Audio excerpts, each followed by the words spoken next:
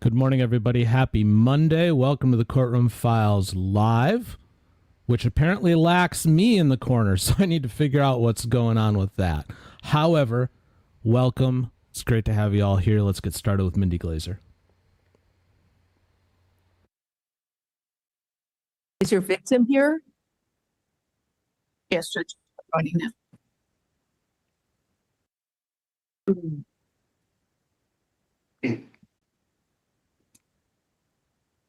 Mr. Nova, if you could turn on your camera and unmute your microphone, please. In Spanish. What is his name? Mr. Nova. Ok, señor Nova, por favor, active su video y su micrófono.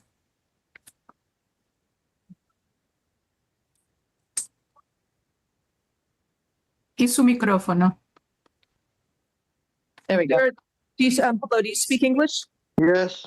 Okay, thank you. Sorry about that. I just No having worries. trouble with it. We all have troubles. Believe me. Raise your right hand and be sworn, please. Do you swear or affirm the testimony you are going to give in this proceeding will be the truth? If so, state I do. I do. Thank you. Please tell me your name. Arnaldo Duranona. How do you spell your last name? Durana. Thank you. Sir, are you afraid of Leslie Fernandez? No, I'm not. Do you want the court to order her to stay away from you? No, I do not. Has anybody forced you or threatened you to come to court today to make this statement? No. Thank you. State any questions? No questions. Ms. Corey, any questions for the victim?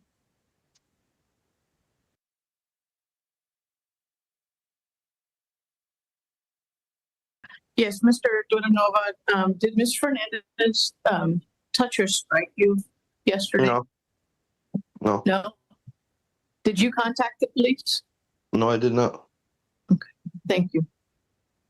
Judge, I'd ask you to find no probable cause.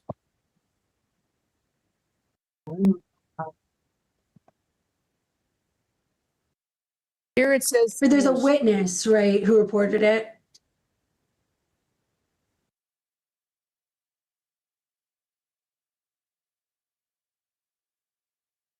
What do you want me to find probable cause for? So find easy on the battery. All right, I'll Set find the bond maybe probable cause for 1,000 and then battery. let her see Judge Altfield tomorrow. Sir, ma'am, I'm entering a modified stay away order from the alleged victim, Arnaldo Duranona. You are allowed to have contact with the alleged victim. You are prohibited from being physically threatening or violent towards him in any manner whatsoever. Do not engage in any criminal activity. Do not use or possess illegal drugs. And do not use, purchase, possess, or carry a firearm, gun, weapon, or ammunition. You must immediately surrender any firearms, ammunition, and any concealed weapons permits to the nearest police department and file a receipt with the court. And do you understand the modified stay away order? Only friendly, nonviolent contact is permitted with the victim. Yes, ma'am. All right, thank you. So I'll find probable cause for battery, a first-degree misdemeanor, $1,000 bond. What? A finding is over defense objection when the alleged victim indicates she did not touch or strike him yesterday. Okay, but there was a witness. That's Yeah, witness your ex-husband. She'll see the judge tomorrow. so. All right, you'll see a judge tomorrow. It's going to be at 9 a.m. before Judge Altfield, courtroom 6-2. So you may want to appear there, sir. Okay? Okay. Thank you for coming in today. Have a Thank nice you. day. Next is Mavel Dela Cruz in corrections. Let me know when you have McKay Oh, here. yeah, I'm sorry, Mr. McKay is here. Mr. McKay is here. So let me promote the attorney.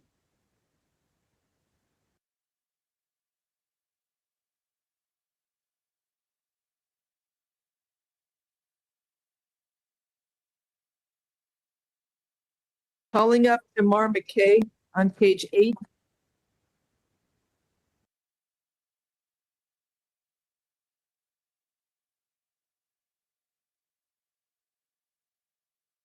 Good morning, Your Honor. Always good to see you.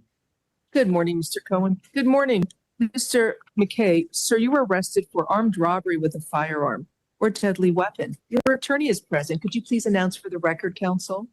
Bradford Cohen on his behalf. Good morning. The state, just so you're aware, the state filed a motion for pretrial detention, and I don't know if you have any argument you'd like to make regarding probable cause. Judge, I don't have I was just literally retained. I just got in off the airport, out of the airport. I was literally retained this morning. I don't It's from January 3rd. There was a person who was shot. The officers contacted the victim. They said he was robbed for his gold chain valued at $22,000 and shot in the stomach. So this is on January 3rd. They spoke with the victim, who said he was shopping at the Supreme clothing store in the Design District. When he was inside, he was approached by an unidentified black male, Mr. McKay, and defendant Phillips. He recognized the unidentified black male and defendants because they are all from Atlanta and have had problems with each other in the past. Then they began, just so you know, I sent a warrant on this over the weekend too. Anyway, they began arguing, and then Mr. McKay walked behind the victim, ripped the gold chain off his neck, and began to run out of the store. Victim tried to chase after the defendant, McKay, and then an unidentified black male ran up to the victim and shot him once in the stomach. So I'm not sure why he wasn't charged with armed robbery with aggravated battery, but I'm not sure. But maybe the state will decide what the appropriate charge is. All three fled the store in a white Mercedes-Benz. Shortly after, they located the offending vehicle at a dead-end portion of 10th Avenue near 91st Terrace. The detectives observed the unidentified black male, defendant Phillips, and defendant McKay exiting the vehicle. They also observed defendant Smith as the driver of the vehicle, and they were captured. Let's see. Based off a CCTV collected at the Design District, the robbery detectives observed the defendant abandon the vehicle at that location. They began walking throughout the residential area. They did mobile surveillance, and remaining undetected tactical robbery unit. Did I say that? I'm sorry, undetected tactical robbery unit detectives continue to monitor the subjects. And then they saw him enter a residence by 885 Northeast 90th Street. They got a search warrant, and they were taken into custody. Also, also located inside the residence was the defendant's gold chain. I don't know if they meant victims. Keys to the offending vehicle and clothing worn during the robbery. So that's what's going on. Judge, so so typically in these cases, I understand it's a probable cause hearing, but typically in these cases, you see some sort of indicia of them having a united plan to rob this chain. It seems like the way that it's done is kind of piecemealed between the defendants. So he allegedly comes running out with this chain being chased by this other guy. There's more to it. You got to get the warrant. They had an encounter first before going into the store. They had words. All three of them? I don't recall. I remember that would be my argument. So essentially the robbery would be, okay, he steals the chain in terms of probable cause. He runs outside, and then the third guy sees him being chased by the alleged victim and shoots the alleged victim in the stomach. They all make a run for it in the same car. It was all simultaneous. Yeah, I don't know. The way the PC reads, that's the only thing that my argument would be. The way the PC reads, Judge, is that I don't know if you can charge him based on the PC with the armed robbery. You can. They're all acting in principle and consort together to rob this guy of his necklace. Understood, Judge. That would be my PC argument. Then I would ask for a bond. All right. There's probable cause. Sir, you're ordered to stay away from Sideco Douglas, the alleged victim. No contact with the victim, either directly, indirectly, in person, in writing, by telephone, or through third parties. No contact with the victim through social media or other electronic means. You must stay at least 500 feet away from his home, school, and place of employment at all times. Stay away from the Supreme Clothing Store at 45 Northeast 41st Street in Miami, Florida. The state filed a motion for pretrial detention pending final hearing. I'm granting that motion. I'm holding you with no bond. You will see a judge tomorrow. It's Judge Christine Hernandez in courtroom 28. And that judge will set a final hearing on the state's motion for pretrial detention. You have a good lawyer. Listen to what Mr. Cohen tells you. Anything further, Mr. Cohen? No, Judge, I also have Mr. Phillips. At this time, I have Mr. Phillips. I don't know if there's going to be some sort of waiver of conflict once All right. once Thank it you. I wasn't becomes. told to call that. Is he on the calendar? He should be, Yes, he's Judge. He's the coach. next one. Yes. He's number 25 on page 8. Thank you. He's charged with accessory after the fact. All right. I feel better about this one.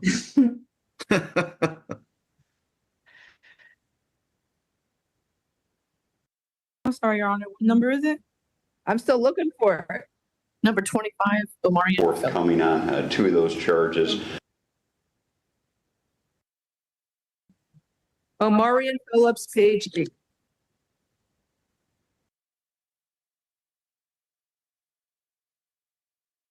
And I think the key to this A form is the last paragraph on page 2.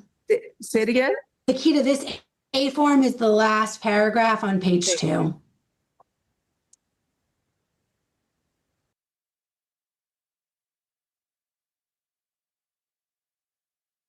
Good morning, Mr. Phillips. You were arrested for accessory after the fact, and your attorney is present. Good afternoon. Good morning, Mr. Cohen. You want to? Yes, Judge Brad Cohen on behalf of Mr. Phillips. Good morning. And let me read this to you so you know what's going on. His So involvement. he gave a post Miranda statement saying that he left the store with the unidentified black male, attempted to get rid of the offending vehicle with him, and also planned to leave the residence together before being caught. So like there's enough for the accessory. Once he heard the gunshot go off, he left the store with the unidentified black male, attempted to get rid of the offending vehicle with him, and also planned to leave the residence together or getting caught. Sir, you are ordered to stay away from the alleged victim. Sideco Douglas, no contact with the victim, either directly, indirectly, in person, in writing, by telephone, or through third parties. And no contact with the victim through social media or other electronic means. You must stay at least 500 feet away from the victim, his home, school, and place of employment at all times, and stay away from the Supreme Clothing Store at 45 Northeast 41st Street in Miami, Florida. You understand the stay away order, sir? Yes. Thank you. So it's accessory after the fact to a first-degree felony, which becomes a second-degree felony. There's probable cause for the charge. His bond is $7,500. Thank you, Judge. Thank you. You have a good lawyer. Judge- Listen to what he tells you. Judge, thank you so much. It's always good to see you. I appreciate Have a nice you day. take me at a turn. You too, Judge. Bye-bye. All right. Good morning once again, everybody. Happy Monday. Welcome to TCF Live. Good to have you all here.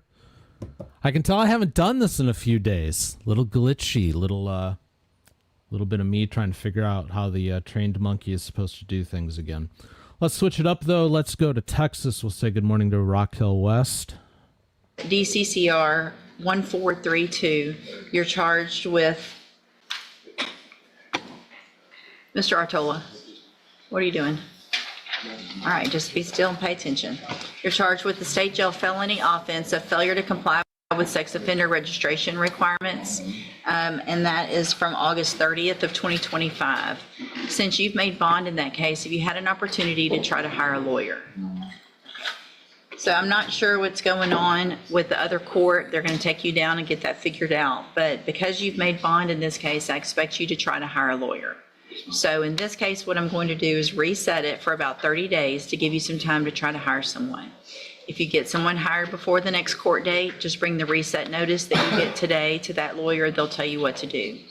If you're unable to hire someone before that next court date, then I'm ordering you to visit with at least 3 lawyers. They all charge different amounts. They have different payment plans. Bring me back the names of the lawyers that you've talked to so I know you're trying, and then we'll discuss your options. If you don't do that, then when you come back, you run the risk of me raising your bond for not following that court order, and you would go back to jail. Do you understand? Yes, ma'am. All right, I'm gonna have you sign a reset notice, and then they'll take you down to the other court. Right here, sign this first.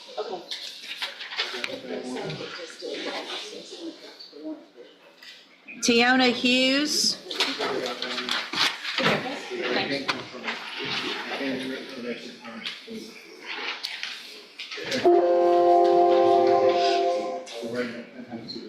Good morning, ma'am. You're Tiona Hughes. And Ms. Hughes, this is your initial appearance in cause number 25 DCCR 1058. You're charged with the state jail felony offense of credit or debit card abuse from May 19th of 2025. And since you've made bond in your case, have you had an opportunity to try to hire a lawyer?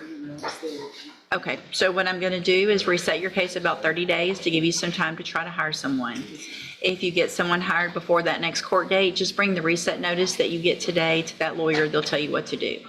If you're unable to hire someone before the next court date, then I'm ordering you to visit with at least 3 lawyers. They all charge different amounts, have different payment plans. Bring me back the names of the lawyers you've talked to so I know you're trying, and then we'll discuss your options. If you don't do that, then when you come back, you run the risk of me raising your bond for not following the court order, and you would go back to jail. Do you understand? Yes. All right, if you have a step in front of the clerk, she'll give you a reset notice. Junius Vital. Junius Vital.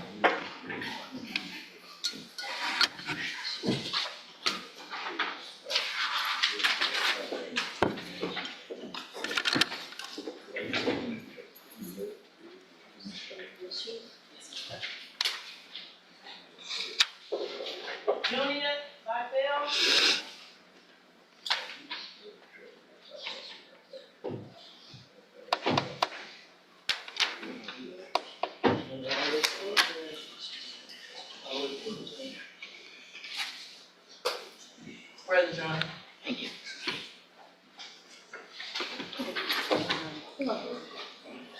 Good morning, sir. Are you Junius Vital? And Mr. Vital, this is your initial appearance in cause number 25 DCCR 1374. You're charged with the 3rd-degree felony offense of failure to comply with sex offender registration requirements, and that's from July 17th of 2025. Since you've made bond in your case, have you had an opportunity to try to hire a lawyer? All right. So, Mr. Vital, what I'm going to do is reset your case for about 30 days to give you some time to see if you can get someone hired. If you get someone hired before the next court date, just bring the reset notice that you get today to that lawyer. They'll tell you what to do. If you're unable to hire someone before that next court date, then I'm ordering you to visit with at least 3 lawyers. They all charge different amounts. They have different payment plans. Bring me back the names of the lawyers that you've talked to so I know you're trying, and then we'll discuss your options. If you don't do that, then when you come back, you run the risk of me raising your bond for not following that court order, and you would go back to jail. Do you understand? All right, if you step right here in front of the clerk, she'll give you that reset notice.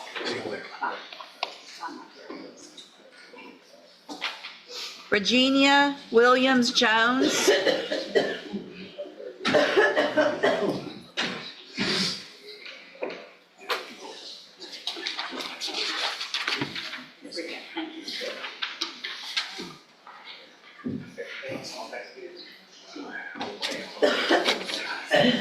All right, we got a traffic jam over there. Good morning, ma'am. Are you Regina Williams Jones? Yes, ma'am. And Ms. Williams Jones, this is your initial appearance in cause number 25 DCCR 1430. You're charged with the state jail felony offense of theft of property with previous convictions, and that's from August 9th of 2025. Since you've made bond in your case, have you had an opportunity to try to hire a lawyer? Yes, ma'am. I want to see what I can. I have to make a payment. Okay. So what I'll do, Ms. Williams Jones, is reset your case about 30 days to give you some time to get that payment to Mr. Kimmler. If you get him paid and hired before the next court date, be sure you bring the reset notice that you get today to his office so they can tell you what to do. If for some reason it's not going to work with Mr. Kimmler, then you need to talk to at least 3 other attorneys. Bring me those names so I know you're trying to hire someone else, and then we'll discuss your options. Also, if you make a payment to Mr. Kimmler but you haven't paid him in full, bring a receipt. so that I know you're working on that, and that way we'll give you some more time to take care of that, okay? If you don't do those things, then when you come back, you run the risk of me raising your bond for not following the court order, and you would go back to jail. Do you understand?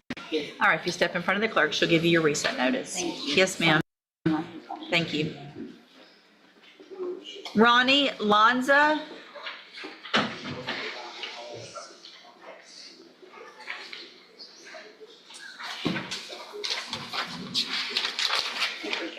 Thank you. Good morning. Are you Ronnie Lanza? Yes. And Mr. Lanza, this is your initial appearance in cause number 25 DCCR 1182. You're charged with the state jail felony offense of theft of property from May 12th of 2025. Since you've made bond in your case, have you had an opportunity to try to hire a lawyer? I went ahead and contacted when I first got out, and they told me that there was an attorney. Speak up a little bit, please. When I bonded out, I went ahead and called Jefferson County's DA's office from a number that they gave me from Medina, where I was Oh, yeah, incarcerated for Arrested. warrant. Yeah. They gave me a number and they said that there had been an attorney appointed. I asked for some information, that's something I never got. Right. So your appointed attorney is Mr. Rojas. When you're in custody, we automatically give you a court-appointed attorney. But once you bond out, then I'm going to expect you to try to hire your own attorney. And so what I'll do is reset your case to give you some time to see if you can hire your own attorney. Yes, ma'am. So I'm going to reset your case about 30 days to give you some time to try to hire someone. Yes, ma'am. If you get someone hired before the next court date, just bring the reset notice that you get today to that lawyer. They'll tell you what to do. If you're unable to hire someone before the next court date, then I'm ordering you to visit with at least 3 lawyers. They all charge different amounts, have different payment plans. Bring me back the names of the lawyers that you've talked to so I know you're trying, and then we'll discuss your options.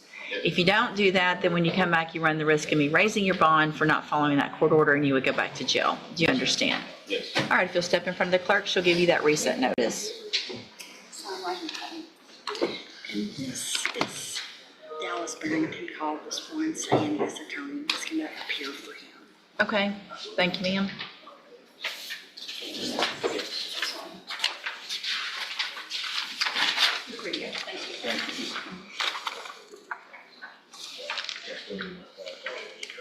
And is next week, do we? I didn't know if we had it. Yep, we do, so. That's all right.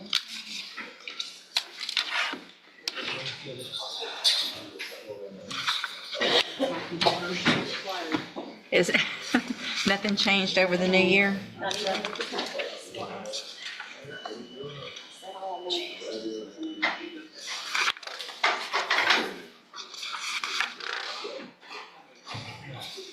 Say, Mr. Macon, you have one Antonio Martinez Rodriguez. Yes, Your Honor, he's here with an interpreter. I'm in the process of whether he gets here. Juan Martinez Rodriguez. Good morning, Your Honor. Good morning.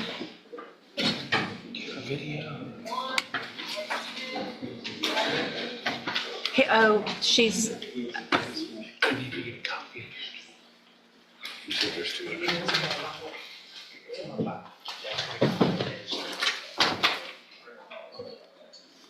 There happens to be a contact here.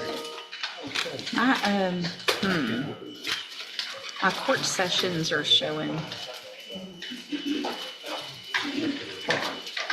Here it is.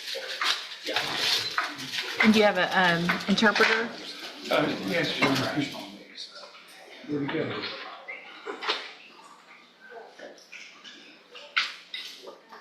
He understands some English, Your Honor, just to be sure.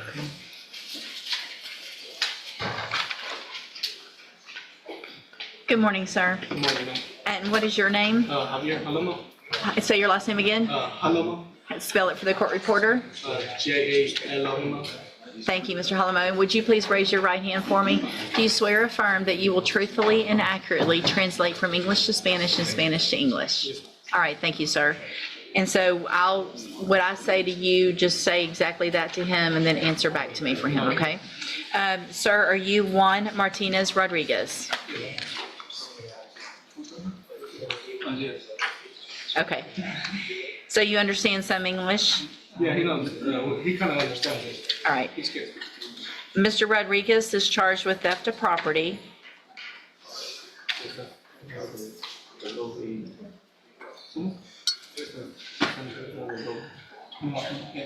And Mr. Macon, what is your announcement? Your Honor, I think I'm just now receiving the video. I've got, I think, all the other, the discovery in the case, and I'd ask for a short reset just to get with my client, review all that. We have a copy of the USB drive in our file. I'll send it to Mr. Macon now, Your Honor. Thank you, Mr. Nichols. And so, Mr. Rodriguez, I'm going to reset your case about 30 days. Make sure you make an appointment and go visit with Mr. Macon before that next court date. Okay? All right, y'all free to go. Thank you, sir.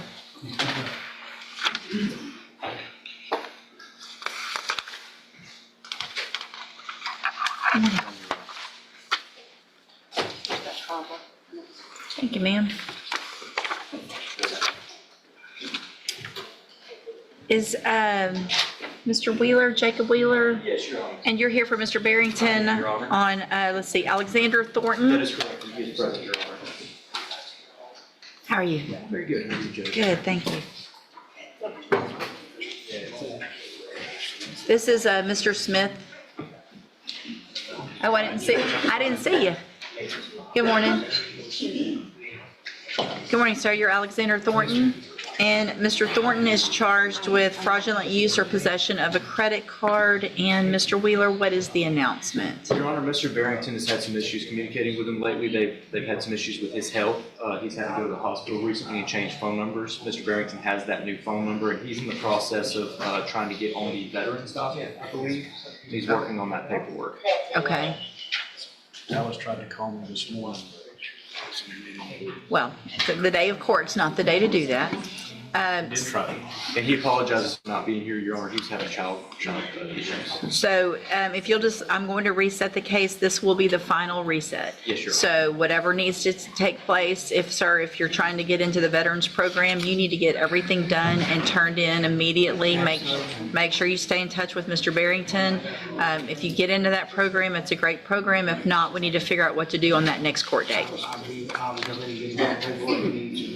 Okay, perfect. Thank you. You're free to go. Thank you, Mr. Wheeler. Yes,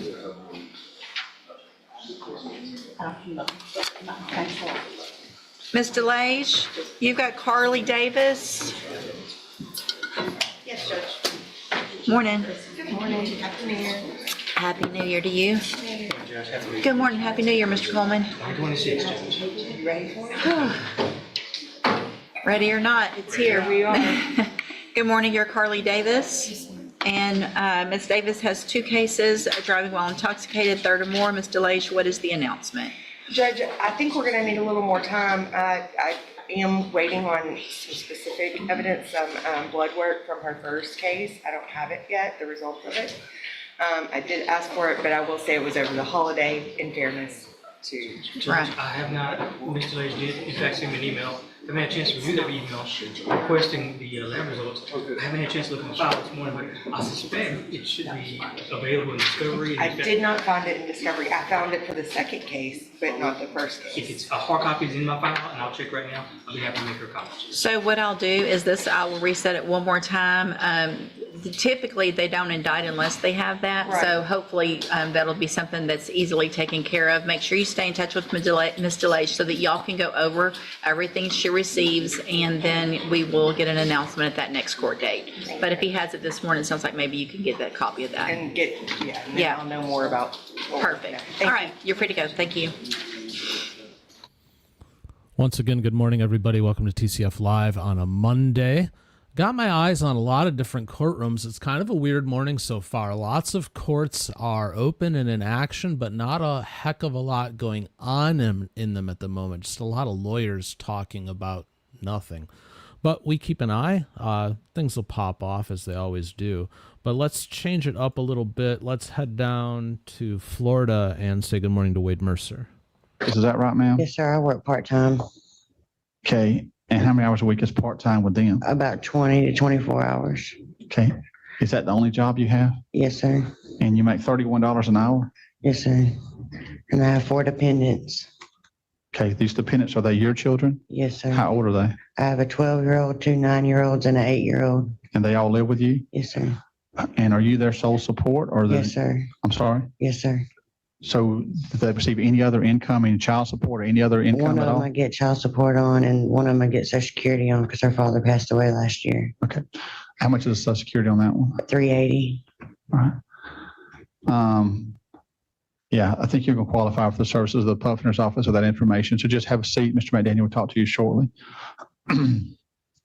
So the other names I had, let me take a look at the other names I had from this email that may not qualify. I think Ms. Skeen was the only one that was on this email list. All right. So now, for those of you on this side of the courtroom, the process we're going to follow is this. Anything you say in this courtroom may be broadcast on YouTube. There are microphones throughout the courtroom. That is not true for the jury room. The jury room is private and confidential. So what's going to happen is Mr. McDaniel is going to talk to you one at a time in the jury room. He will talk to you about what you've been accused of. He'll talk to you about any defenses you feel you may have. In most cases, usually every case, he'll have a tentative plea offer from the state attorney's office, and he'll talk to you about that. When he gets through with that, talking with you and going over your case with you, one of 2 things are going to happen. Either he's going to say, we can't resolve this case today, and he's going to give you a court date, a written court date, which you'll sign for, and that court date will be about 45 days away. You'll sign for that. You'll get a copy of that court date. You'll be free to leave for the day. That's one possibility. The other possibility is he may say, we may be able to resolve your case today. Come back and have a seat in the courtroom. If he tells you that, that means he's going to try to talk to me, talk to the state, and see if we can get your case resolved this morning so that you don't have to come back next month. So one of those 2 things will happen. Do not leave the courthouse until either you have seen me a second time or you have gotten a written notice from Mr. McDaniel, which you've signed for, which includes a date for your next court date. So that's your court date is completed once you've done one of those 2 things. Either come in front of me and see me up here or gotten a written court date that you've signed for. Mr. McDaniel has how many people to talk to, Mr. McDaniel? 6, 7?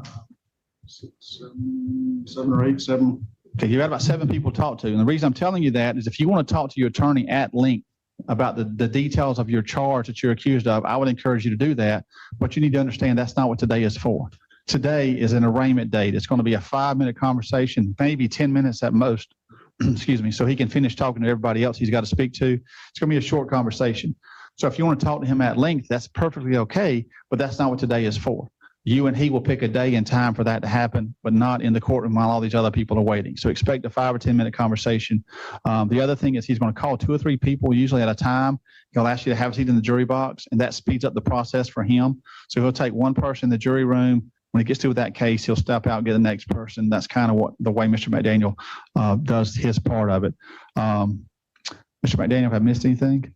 Whenever you're ready, sir.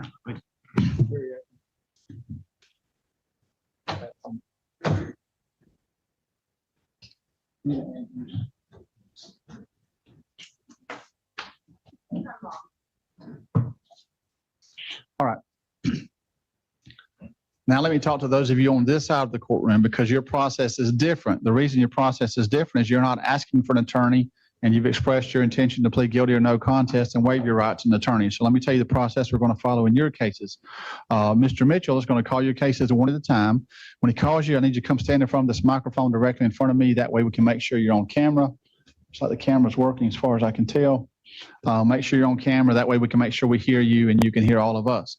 He's going to tell you what you've been accused of, and he has to tell you the maximum penalty for your charge. If he says you're accused of DUI with property damage and it carries a maximum penalty of a year in jail, that doesn't mean he's asking that you be sentenced to a year in jail.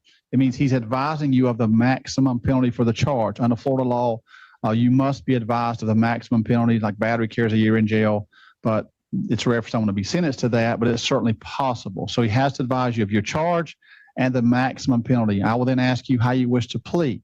There are typically 3 types of pleas entered in criminal cases. There's a plea of not guilty.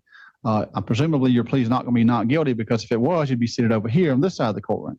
The other 2 types of pleas are the plea of guilty and the plea of no contest. And here's the difference. A plea of guilty is where an individual says, I've committed the act I'm accused of, and I'm accepting responsibility and punishment for that act. That's a plea of guilty.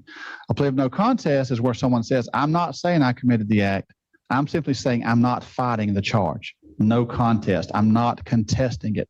So it's a plea of guilty or plea of no contest. If you want to plead not guilty, that's fine, but we need you on this side of the courtroom, not over here, because these are for guilty and no contest pleas. And so that's the type of plea you'll be entering. So I'll listen to him advise the charges. We'll see if you have any questions about what you've been accused of. We'll ask you to enter a plea. You'll be then asked to sign a waiver of rights form. That is a written form which you enter you sign. When you sign it, you're entering your plea of guilty or no contest. And what this form does is this form waives certain rights. Now I'll try to go through the rights individually in each case, but I go through them at the beginning just to make sure everyone understands. When you sign this form, you're waiving several rights. You're waiving your right to an attorney today. Even if you had an attorney at a first appearance, you're waiving your right to an attorney today. You're waiving your right to a trial. If there was a trial, there'll be two more rights that aren't going to happen because there's not going to be a trial. So you're also waiving your rights to those things, and those are your right to call witnesses and your right to cross-examine witnesses. So you're waiving your right to an attorney, you're waiving your right to a trial, you're waiving your right to call witnesses on your own behalf, and you're waiving your right to cross-examine the state's witnesses. All of those are done when you sign this form and enter your plea. So you'll be advised of your charges. We'll see if you have any questions about the charges. We'll ask you how you wish to plea. You will then enter your plea. Now, at some point, Mr. Mitchell will tell me what he's asking for as a representative of the state attorney's office. Mr. Mitchell typically does that early on in the process, and he'll tell me what he's recommending as an appropriate disposition. He may say it's probation. He may say it's jail. He may say it's fine or whatever. The state really, are there any PTIs in this group, Mr. Mitchell? There is one. The state really has four things they can offer in these kind of cases. What they can ask for, the most serious offense sentence they can ask for is jail time. A misdemeanor, the maximum penalty for most misdemeanors is a year in jail. Some misdemeanors only carry a maximum 60 days in jail. But jail time. All right. Well, I don't feel bad interrupting his explanation of things. Barbara, thank you for the $10. Very much appreciated. Great way to start off the year. And I appreciate everything you do for the channel. Barbara's the one that's keeping up with all the links and everything else for us and really helping us out. So thanks so much, Barbara. You can ask for jail, probation, a fine, or in very limited circumstances, a PTI. Mr. Mitchell will make that recommendation. He's making that recommendation based upon several factors: the seriousness of the charge you're accused of, your prior criminal history, possibly your prior driving record. If it's a driving while license suspended, he may have looked at your driving record. He probably has looked at your driving record. So he'll look at all those factors. If there's a victim or an alleged victim, so like in a battery case, the state has required to attempt to get input from the alleged victim. So Mr. Mitchell will look at all those things and he'll make his recommended disposition. So I'll hear what his recommended disposition is. He'll say, Judge, we're asking for blank as a sentence in this case. I will also listen to you. Anything that you think I need to tell, you need to tell me. For instance, if you're charged with driving while license suspended and you were going to the emergency room or taking someone to the emergency room and you brought documentation with you, that's something we need to know. Technically, you may be guilty of the crime, but there are extenuating circumstances that I need to be aware of. Some of these things Mr. Mitchell may not even be aware of. He'll be more familiar with your case than I am because he spent time reviewing the file, and I haven't done that until they come before me at the appropriate time. So I'll listen to him. I'll listen to you. I'll decide what sentence is appropriate. I'll impose that sentence. The case is over at that point other than carrying out the sentence. I do not have to follow the state's recommendation. I probably do in 90% of the cases. Mr. Mitchell knows we've been working together for a while. He knows how I think, what I'm kind of looking for. He's evaluated it with those things in light, and I'll follow his recommendation the vast majority of the time. But you need to understand there's always maybe cases where there's something that you want us to know that he doesn't know and that I don't know. It's important that you understand you've got the right to tell me anything you want. So to summarize, you'll come in front of us. We'll call your case. You'll be advised of what you're accused of, the maximum penalty for the charge. Mr. Mitchell will probably tell you what he's asking for as a tentative disposition or sentence. We'll see if you have any questions about that. Then you'll be asked what plea you would like to enter. You'll sign the waiver of rights form, the written plea, understanding that you waive those rights. I will then listen to you, and then I'll decide what sentence is appropriate to be imposed.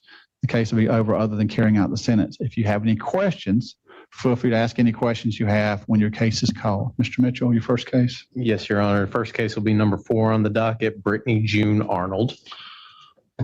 So, Ms. Arnold, just come on up and we'll see how it works. It goes pretty quickly once we get started. All right, Ms. Arnold, listen to Mr. Mitchell, please. Just a moment, Your Honor. All right. Like I said before you is Brittany Arnold in case number 25589MM. She is charged with petty theft. That petty theft is a first-degree misdemeanor that is punishable by a max of a year in the county jail. If she wanted to plead no contest today, the state's recommended disposition would be that she enter into the PTI program for a period of 11/29 with the following conditions. She pay a $370 fine.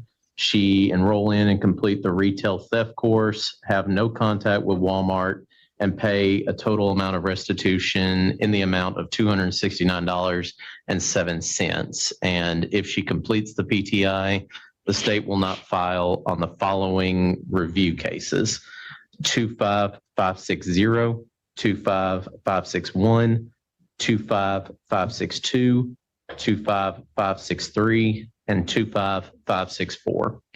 Thank you. So, Ms. Arnold, you're being offered what's called a PTI, which I didn't explain earlier. A PTI stands for pre-trial intervention. Think of PTI as a first offender program. You apparently have no prior criminal history. Is that accurate? Yes, So sir. even though you have been accused of 1, 2, 3, 4, 5, 6 shopliftings from Walmart, Mr. Mitchell, based upon your lack of criminal history, is offering you a chance to participate in their PTI program or state's PTI program, which means that if you do the things you're supposed to do, you stay out of trouble, you pay out court costs and fines. Basically, a PTI is just like probation with one big difference. The big difference is when you finish probation, you're just off probation. When you finish PTI, the case is dismissed. So it's a better deal for a defendant. Now, here's the downside. It is just like probation in another way, and that is if you violate PTI, you're also on conditional release. So you could go to jail with no bond, just like on violating probation. Yes. So it's serious. It's just if you complete it, there's a bigger incentive than someone who just completes probation. They just get off probation. In your case, it actually would be dismissed at that point. And Mr. Mitchell's agreeing to dismiss those other charges based on your lack of any prior criminal history. Otherwise, it's the same. It's the same court costs and fines as probation, same supervision time, same conditions, retail theft school, you got to go to that, no contact with any Walmart while you're on PTI. All of it's the same, except when you complete it, it's dismissed. Do you have any questions about that PTI? No, sir. In just a second. Do you have any questions? No, sir. Mr. Goodson?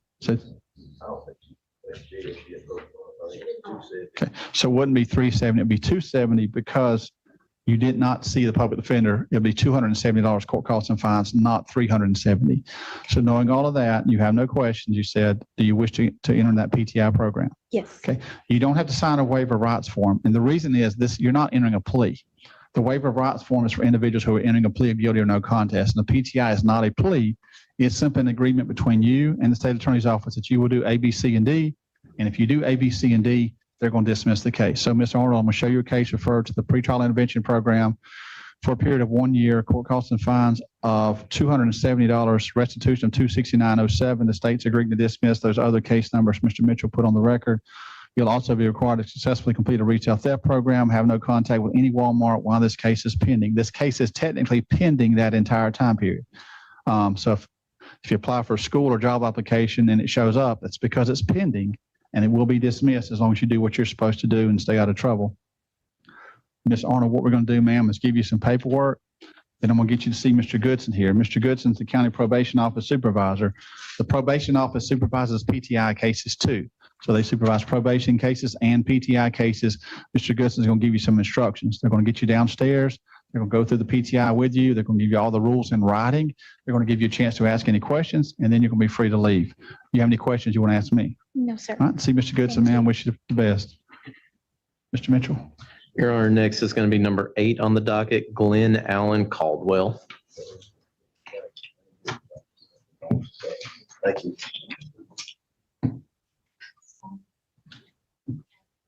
Mr. Caldwell, give me just a second here. All right, Mr. Mitchell. Let me do this real quick. Like I said before, Your Honor, is Glenn Caldwell in case number 25598CT. He is charged with driving under the influence. That is a hybrid second-degree misdemeanor that is punishable by a max of 6 months in the county jail. If he wants to plead no contest today and get the case resolved, state's recommended disposition is that he be put on for 11/29 probation. He would have a total fine of he did see, yeah, he did, for $1,078. He would have to enroll in and complete DUI school, 50 hours of public service work. Counseling is recommended. In this case, we will treat it as an under 0.15 since he did blow a 0.147, I think on the second blow, and he would have the minimum DL suspension. He also has 2 civil citations for open container in 253573 TR and failure to drive within a single lane in 253574 TR. Mr. Caldwell, you know the state, you know what you're accused of now, and you know what the state's asking for, which is probation. Do you have any questions about your charges? No, sir. Do you know how you wish to plea? No contest. All right. So, Mr. Caldwell, if you want to plead no contest, what I'm going to do is ask you to sign this waiver of rights form. I'm going to ask the clerk to check the no contest box. That form waives the rights that have already gone over. By signing this form, you're waiving your right to an attorney today. You're also waiving your right to a trial and your right to call and cross-examine the witnesses at that trial.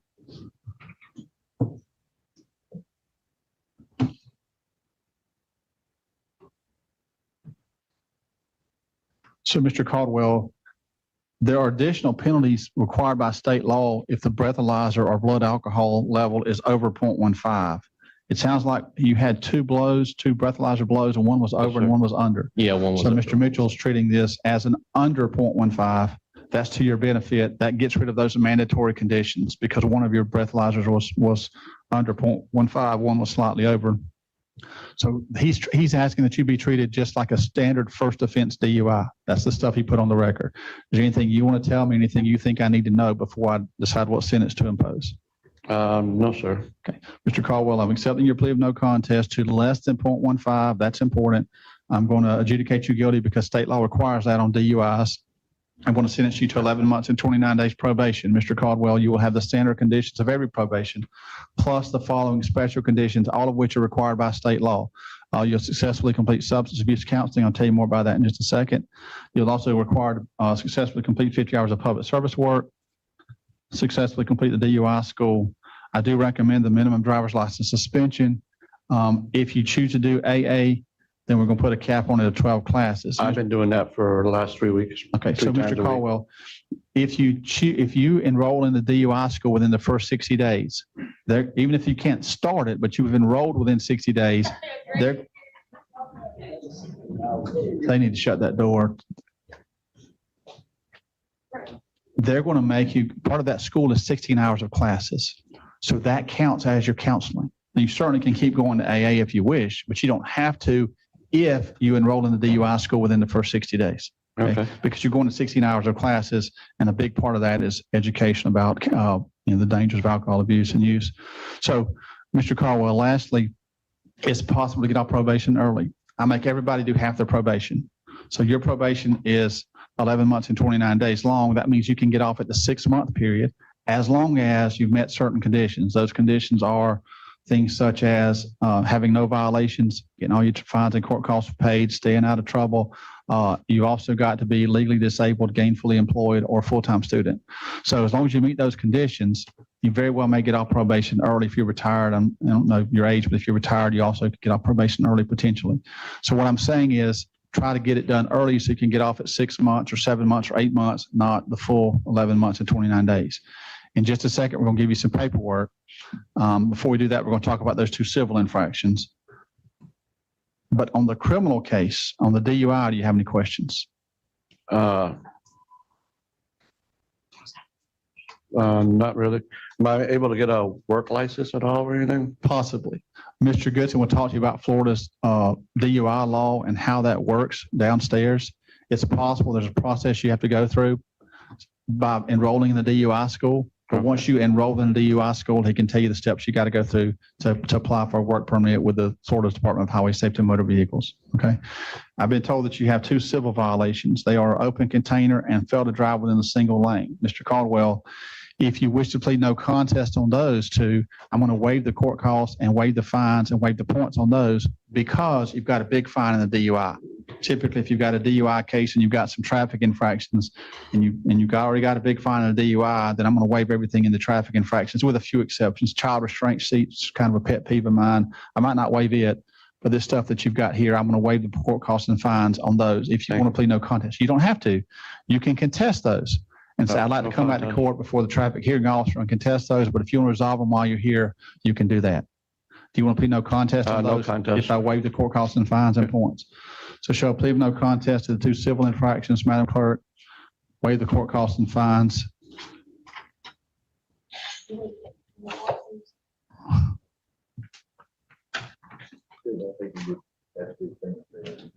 Mr. Caldwell, some charges require fingerprints. DUI is one of those charges.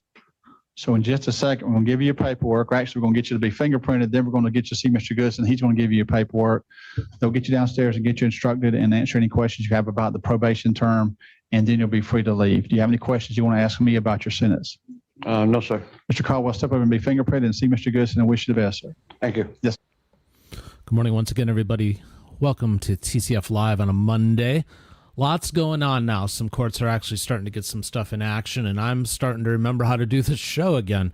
I was talking with Lindsay in a private chat how it's just amazing how you take a couple of days off from this and you forget half of what has to happen because there's so many moving parts to pull this together. But I think I'm back on it now.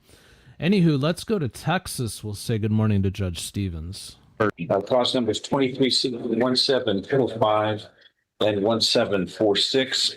And you are Mr. Nutt here with Mr. Roebuck and Mr. Radford, your attorneys. Earlier, the defendant entered this. You've entered pleas of guilty already in these cases, correct? Yes. In each case. Yes, sir. And cause number 23CR1745, the defendant was indicted on October 18th of 2023 for the second degree felony of manslaughter by vehicle. And in 23CR1746, it was indicted for the second degree felony of accident causing death.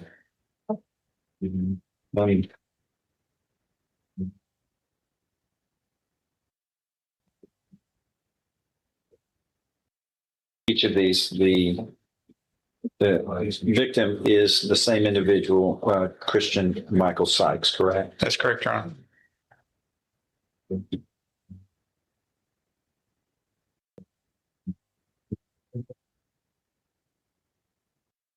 Pre-sentence report has been prepared in these cases.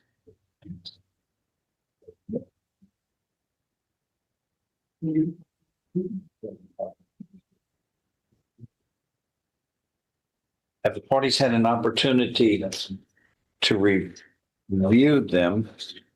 Yes, sir. Yes, Your Honor. This information, is there any changes or corrections that need to be made? No, Your Honor.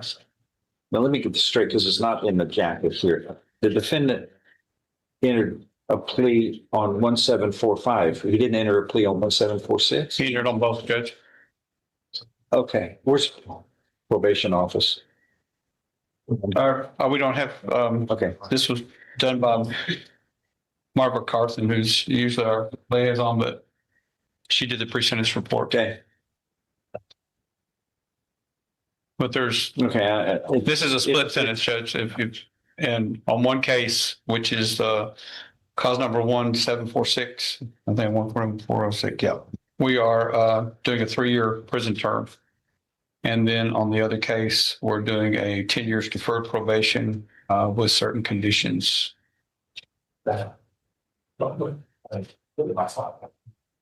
And these sentences are to run concurrently? Yes, sir. Right, everybody? Yes, sir. Okay, so once again, the pre-sentence report is presented to the court. I've reviewed it, and there are no objections by either party. That's correct, Judge. No. And it's made a part of the record for all purposes. All right. Just a summary from each side on this. I think I know where this is headed for what you want, but I just want statements, summary from either party. as to how this plan is in the best interest of justice for all concerned. Go ahead.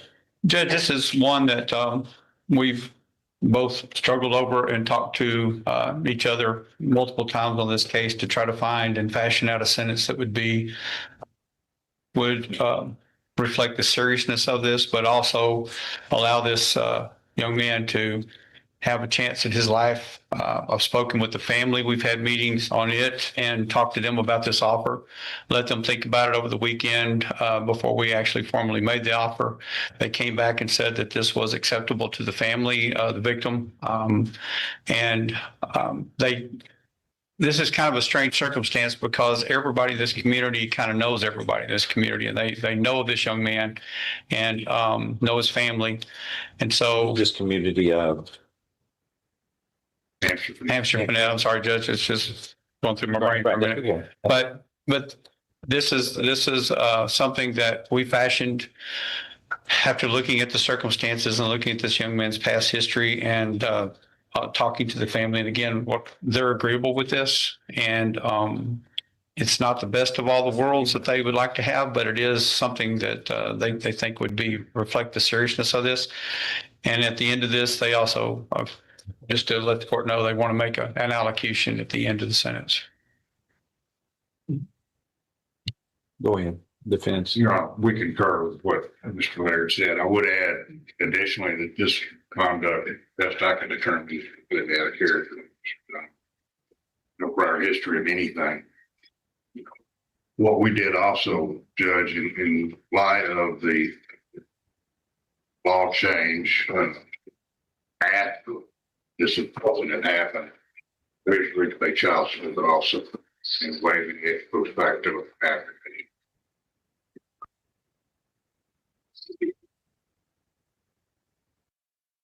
Tell me a little bit about the deceased Christian Sykes, date of birth 77. So, yes, sir. So he was in his 40s. Yes, sir. Who else was in the vehicle other than Mr. Sykes in that vehicle? His son was in that vehicle. Was how old? I think 4. I think he was 4 years old. For that child? No, Your Honor, there are minor stuff that didn't require any major treatment. Otherwise, there would have been more charges filed.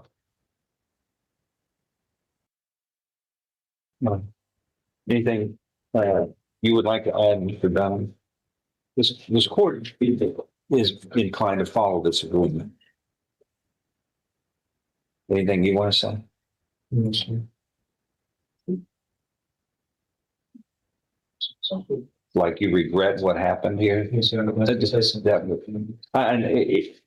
it seems to be inferred in here, but your version is one sentence long. It's just not a lot of. Judge, I don't know. He just said he wanted to say something to the family, but he's not going to get to it on the allocution because he won't be allowed to speak. So I don't know if his lawyers want him to say now. Right now.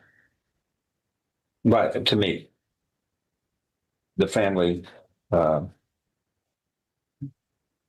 sometimes victims, relatives, the survivors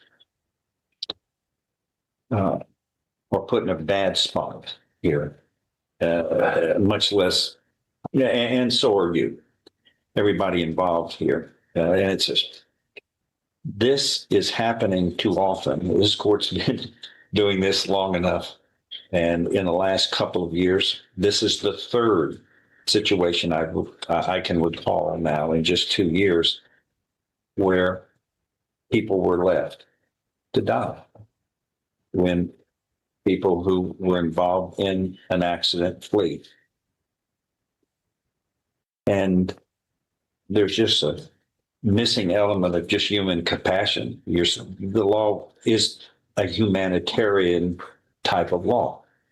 You are required when you're involved in an accident to help, not leave, help folks who may be injured in the event.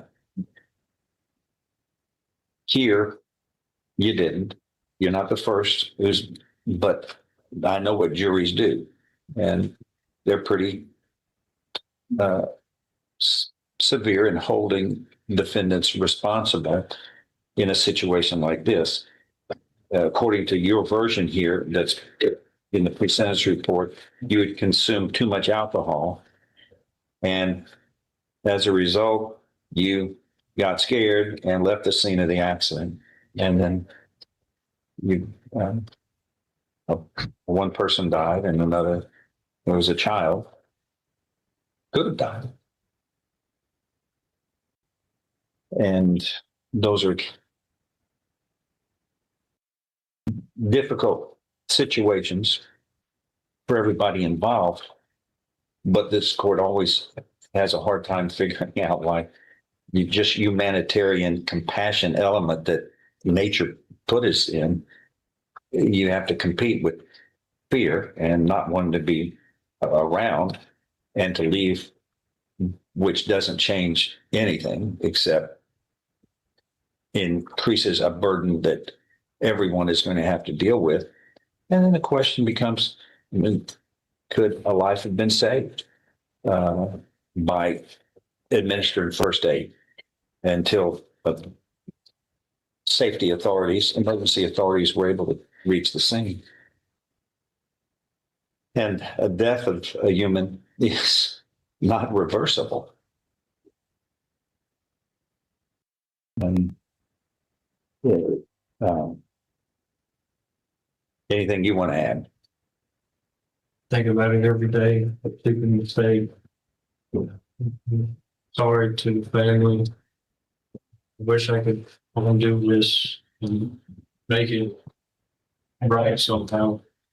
Yeah, I can't, and I want to help however I can, carrying on, however that looks like.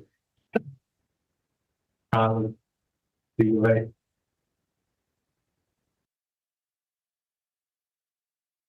But they want their life back. That family wants that life back. You can't do that.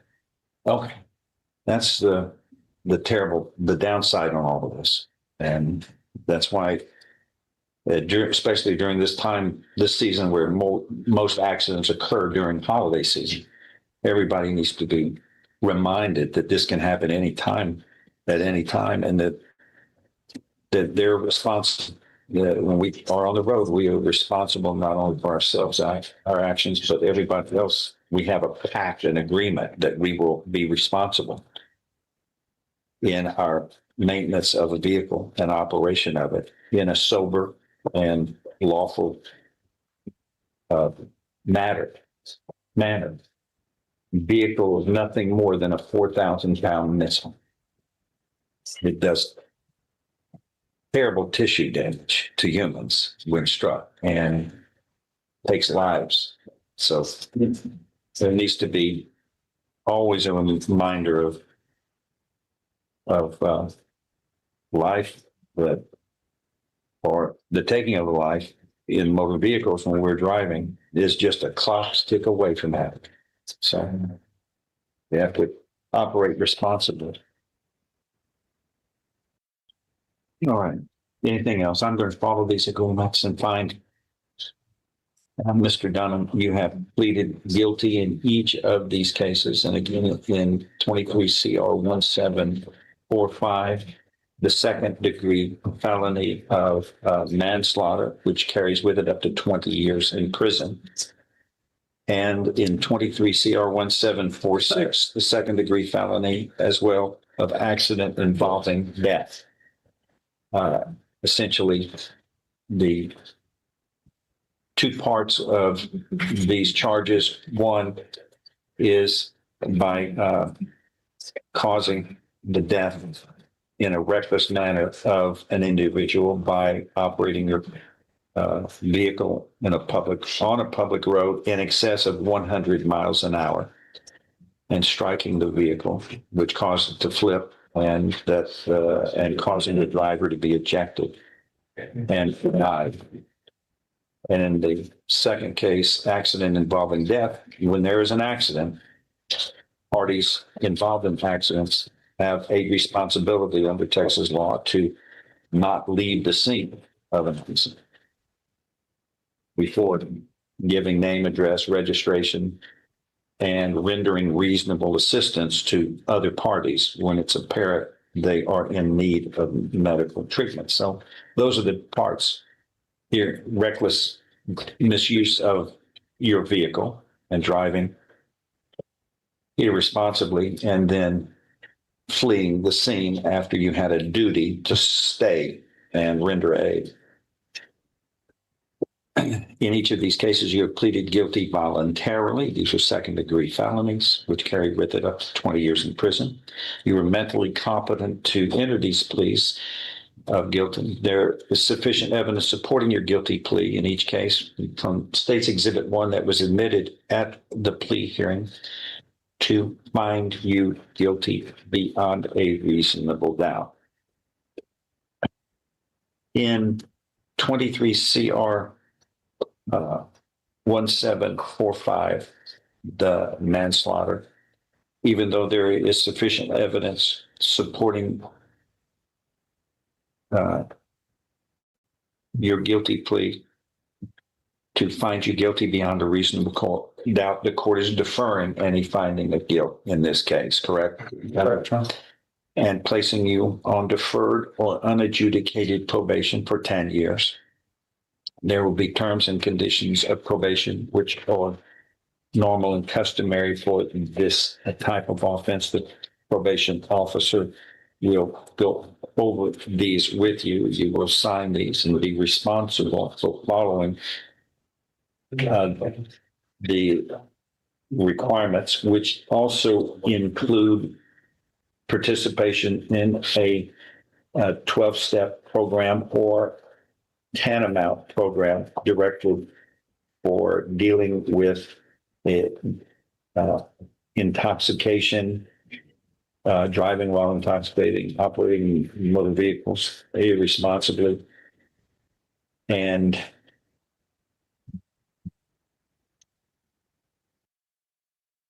there will be an analysis by the probation office as to exactly what type of program that will be required under these circumstances that the court will review and approve.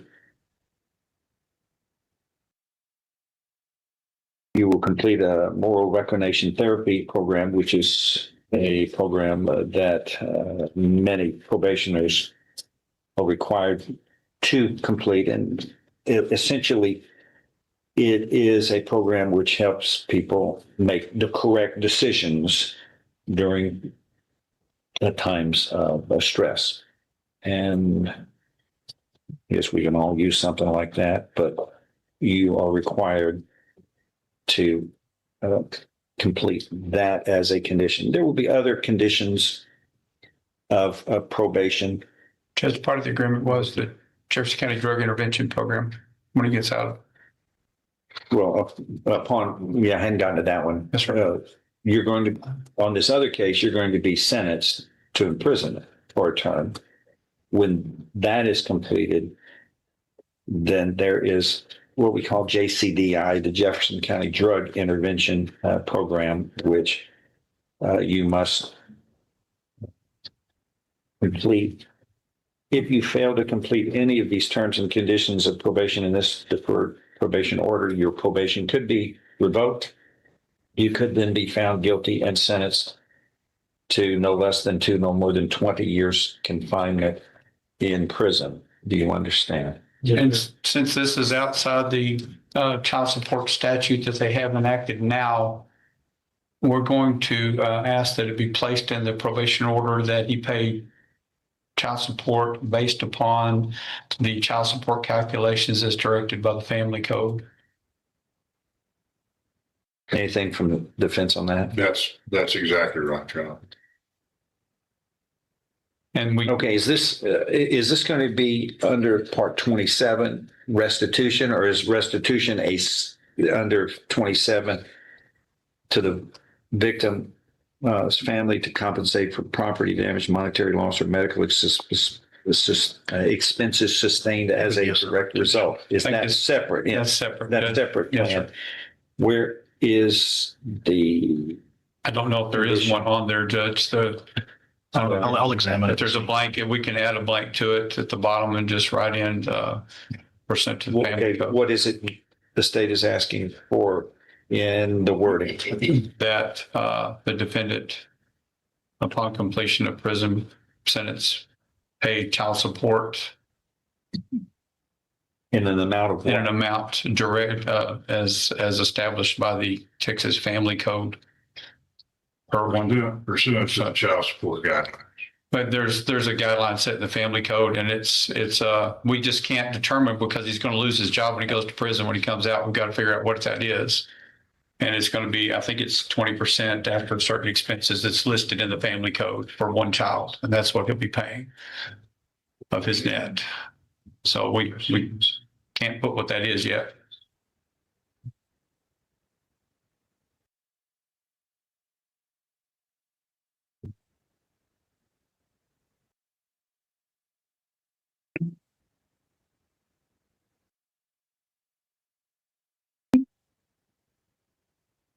Is what it is.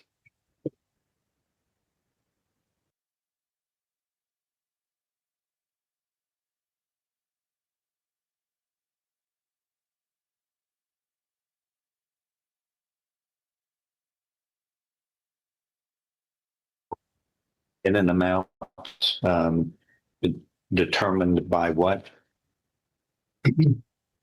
The child support guidelines of the Texas Family Code.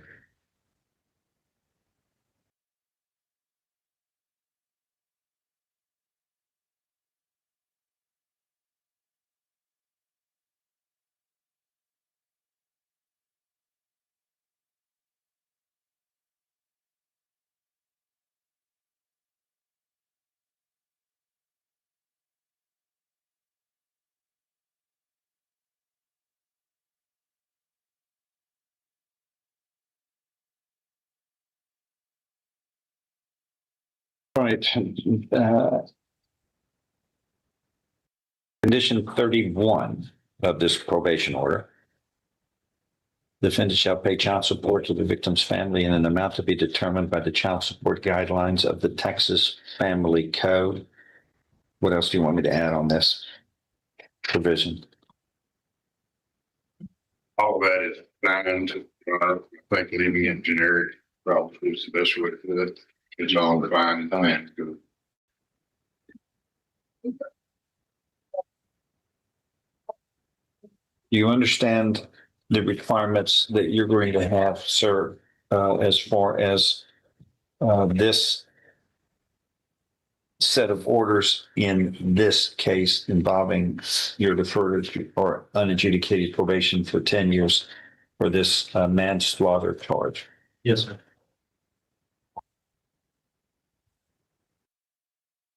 The probation officer will review these with you and you can sign them and be over counter them.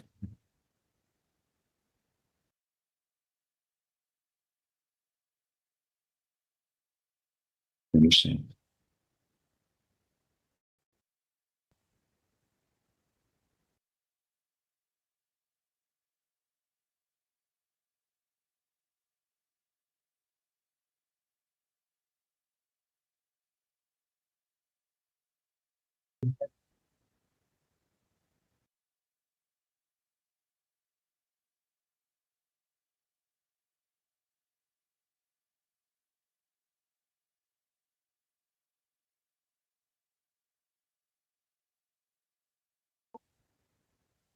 Thanks. Right now. Media one, say.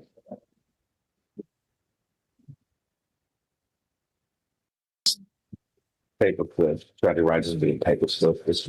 I can correct that for you, Judge. Get that, see? Now you here, let me go look in the back. I can correct it. I can correct it. Okay. Yeah. I'll make that correction for you, Judge.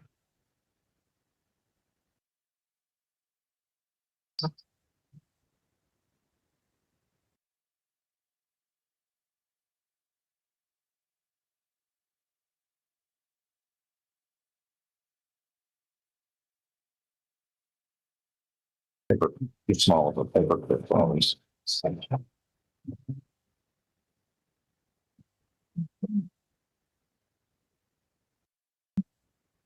Now, anything else on 1745? If nothing, on 23 CR 1746, in that case, Mr. Dunham, you had pleaded guilty voluntarily. You are mentally competent to do so. You understand and appreciate the consequences of pleading guilty. There's sufficient evidence supporting your guilty plea from State's Exhibit 1 admitted in that case to find you guilty beyond a reasonable doubt. And I now find you guilty beyond a reasonable doubt in that second degree of the offense called accident involving death. I am following this agreement. You are hereby sentenced to confinement in the institution of division of the Texas Department of Criminal Justice to serve a term of 3 years. And this sentence will run concurrently with the previous deferred or unadjudicated probation sentence and the 1745 matter. Do you understand what has happened here today, sir? Yes, sir. Anything else to add for the record for these cases? No, Your Honor. No, Your Honor. All right, there's something else? There's some allocutions, Jeff. If I can, there's some more places folks want to speak. Say again. We're fine here.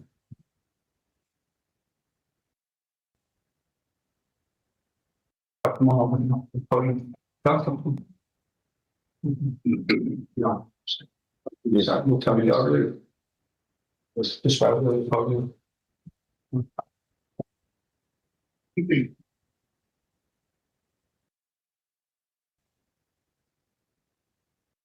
All right, and would you please identify yourselves? I see there are 3 of you. Yes. My name's Terrence Sykes. Christian's sister. You were the deceased sister, Miss Sykes, and I'm speaking on the 2 ladies behind you, I'm Amy Salino, I'm Christian's wife. the spouse of the deceased, Hannah Salino, his stepdaughter. and the daughter. Oh, go ahead. I have spent months trying to write out what I would want to say. Yeah, been completely unable to put it all into words. I thought and I could write volumes of stories and memories and tell you all of the amazing things about Christian and who he was. He was an amazing son, brother, uncle, father, husband. I tell you one of the things that I've thought about, and it's just telling you the week we had planned. It was actually an incredibly special week in our family. My daughter Grace was moving into her dorm at A&M on the Friday after he was killed. That Thursday was my 44th birthday. And Christian and I and my mom and Grace all had plans to drive up to College Station the night before and then move Grace into her dorm room on Friday. Spend the day getting her ready.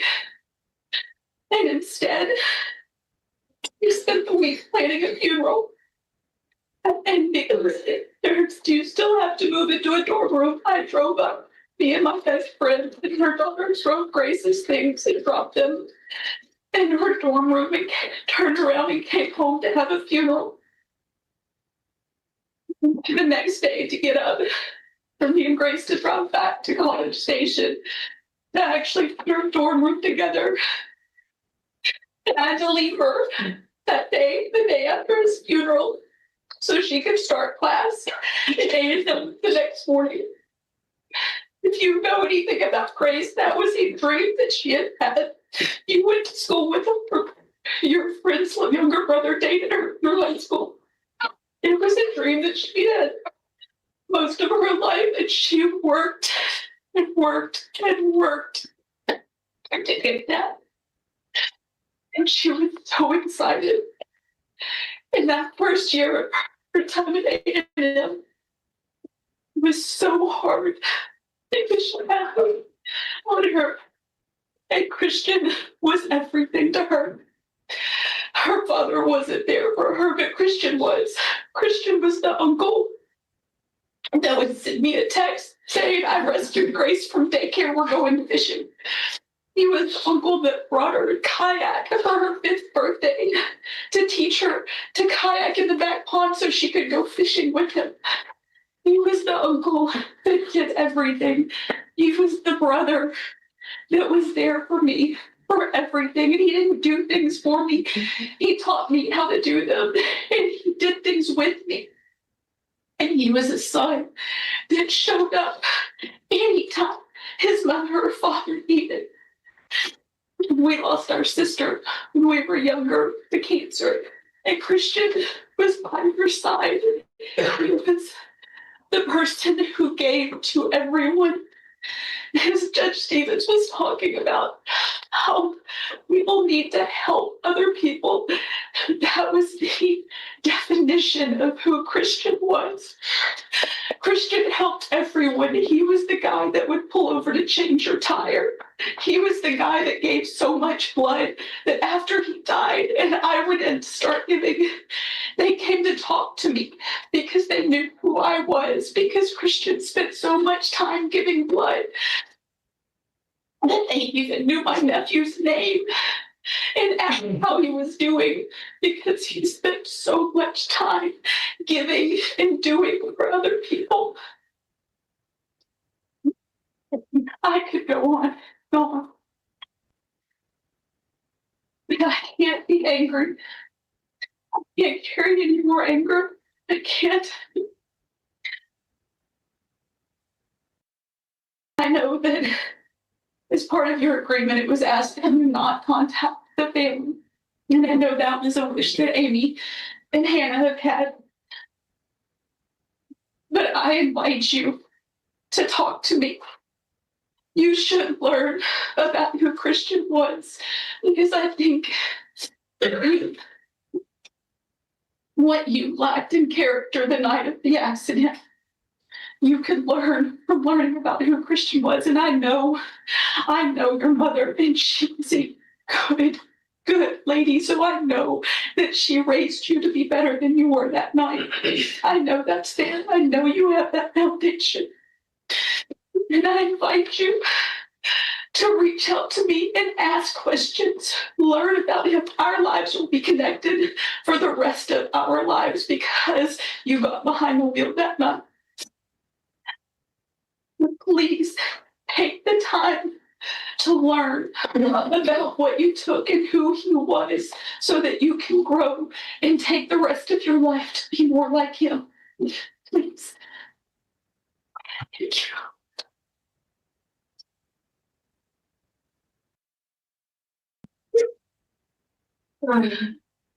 I've written my speech on my phone. I've seen videos on social media of people reading letters like this and forth, but I never imagined that I would be writing one myself, and especially not at 19 years old, and especially not for someone that I love so deeply. Christian Michael Sykes, or Crick as we called him, was my stepfather, but he was more than that. He was the most generous, trusting, and loving person I've ever known. Crick has such an impact on my life that I now find myself looking for parts of him in every new friendship I form, just to make sure that I'm surrounding myself with people like him. When I was 16, I was getting ready for bed at my dad's house in Austin when I got a call from my grandfather. He was so flustered that I couldn't understand what he was trying to say at first. He asked to speak to my dad, and when I finally was told, I sat on my bed repeating the words in my head. There was an accident, Judah's in the hospital, and I'm going to drive you back right now.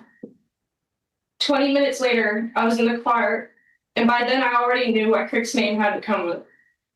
At midnight, we pulled out of the gas station, and I cried in the passenger seat knowing I had just been told that Crick had been killed.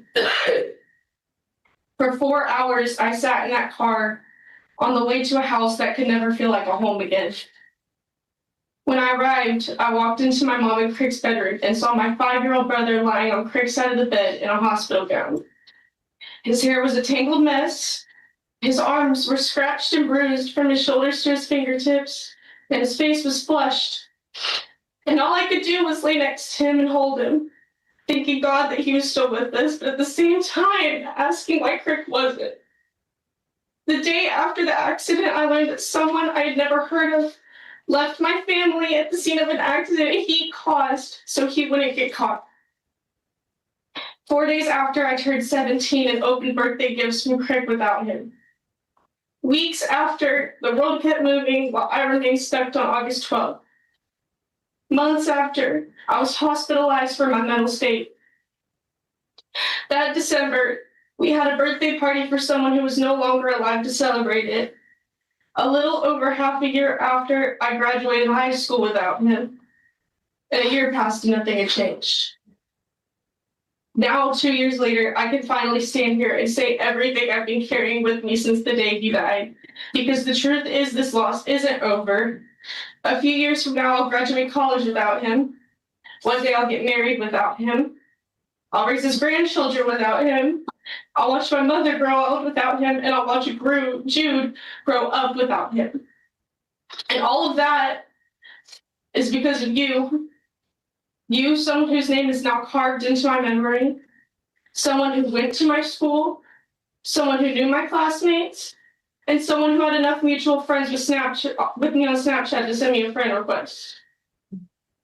But you are also the same someone who took my stepfather from my life. And that is how I'll remember you for the rest of mine. And I want you to remember every single word that was said to you today for the rest of yours, because you did this.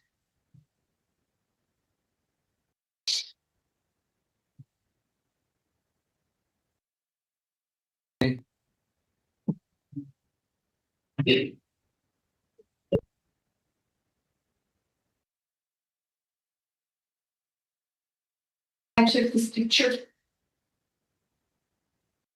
I took this picture about 2 weeks before the accident, and I want to show the people that can't be here that were most affected by this. Thought about what I wanted to say if I ever had this opportunity for over 2 years. And so many words have gone through my head. And now that I have the opportunity and tried to write it all out, I had no idea where to start. Or if there's anything that I could even say to express how devastating this experience has been to me, to my children, to all of Christian's family, and to all the people who loved him. And there were a lot of people who loved him. There are no words, although Hannah did a pretty good job, to explain the shock of being told that your husband's no longer alive.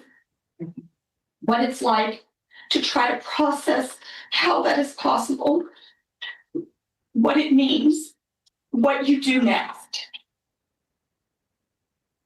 It was a full 24 hours. Numerous phone calls and face-to-face meetings with various law enforcement personnel before I actually understood that my husband didn't die in an accident. My husband was killed because of somebody's choices. The reality of my life every single night for the last 2.5 years is to picture my husband lying on the side of the road and to hear my baby crying for his daddy.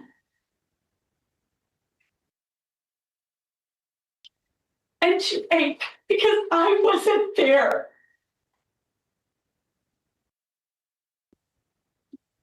That's what's in my head. At night when I try to sleep, in the day when I try to teach my students, when I go home and try to hug my children, that's what's in my head now.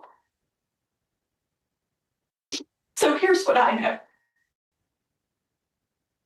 I know the Christian Sykes is a good man, made mistakes, and he has faults. But like Hannah said, he was a helper. He was the guy that everyone called, everyone. He was the guy that knew how to fix everything, and if he didn't, he would figure it out. He cared about the world. He cared about human beings. He cared about animals. He cared about the future. He wanted to make the world a better place. And I don't think he ever realized how much he did.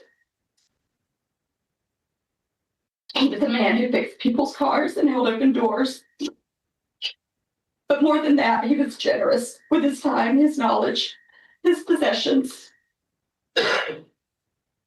And even more importantly, he treated people with respect. It was something that I always noticed about him long before we were a couple. He acknowledged the people that society ignores. He saw them and he set that example to others. And it hurt. At his funeral, the custodian from my school came, and I thanked him and told him he didn't have to be there. And all he said was, he always shook my hand. And that explains so much to me. Christian loved his niece immensely and unconditionally. He brought his stepfather into his life wholeheartedly and loved her completely. He had godchildren who he cared about so deeply. But becoming a father brought out a tenderness and a devotion that I can't describe. The love he and Jude had for each other was so deep, so pure, and so beautiful. They were truly each other's best friends. When Christian was taken out of all of these kids' lives, that loss was so huge.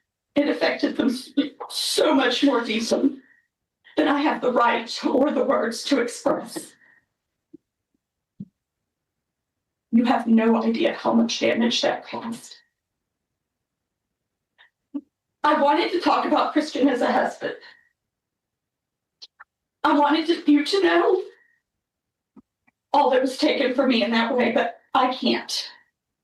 It is too personal and too special, and I will not dirty it by talking about it here. But what I can say is that from the time that Christian and I started dating until the day he died, I felt more seen, more loved, and more understood than at any other time in my life, and I cannot imagine that I will ever find that again. There's so much more. I considered telling you as many specific stories about Christian as I could. I thought about giving a list of the facts of his life. I thought about trying to list as many people he loved and who loved him as I could. But none of that seems to matter.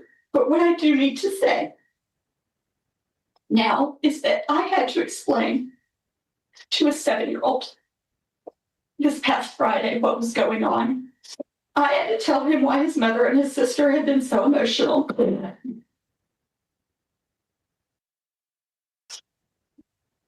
I had to try to explain a court system that I don't understand and what was happening today. And I asked him if there was anything that he wanted to say. He said he just wanted to know why we can't all be a happy family, all 4 of us together again.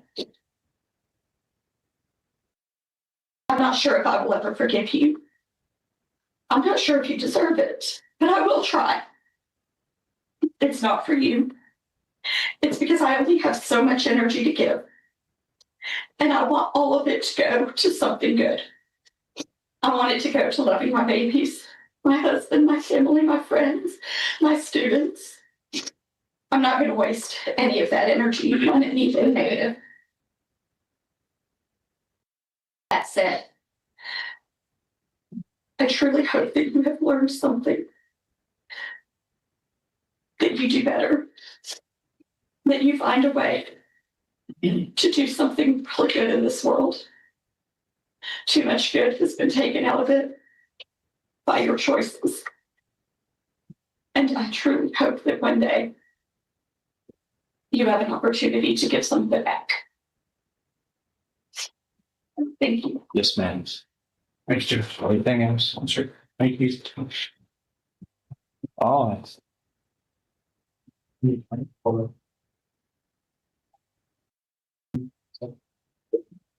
Obviously underscores the tragedy that we deal with, the tragedies that we deal with here in this courtroom often, especially the difficulties we have to deal with when someone is operating a motor vehicle irresponsibly.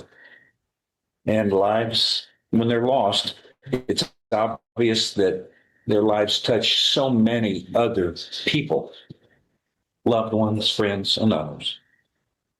So what can we say, since we can't bring a life that is lost back, is to drive responsibly because lives depend upon it. All right. Anything else to add in this case by any of your parties? All right. Then, Mr. Dunham, you're taken into custody to begin the service of your sentence. We are in recess on this case.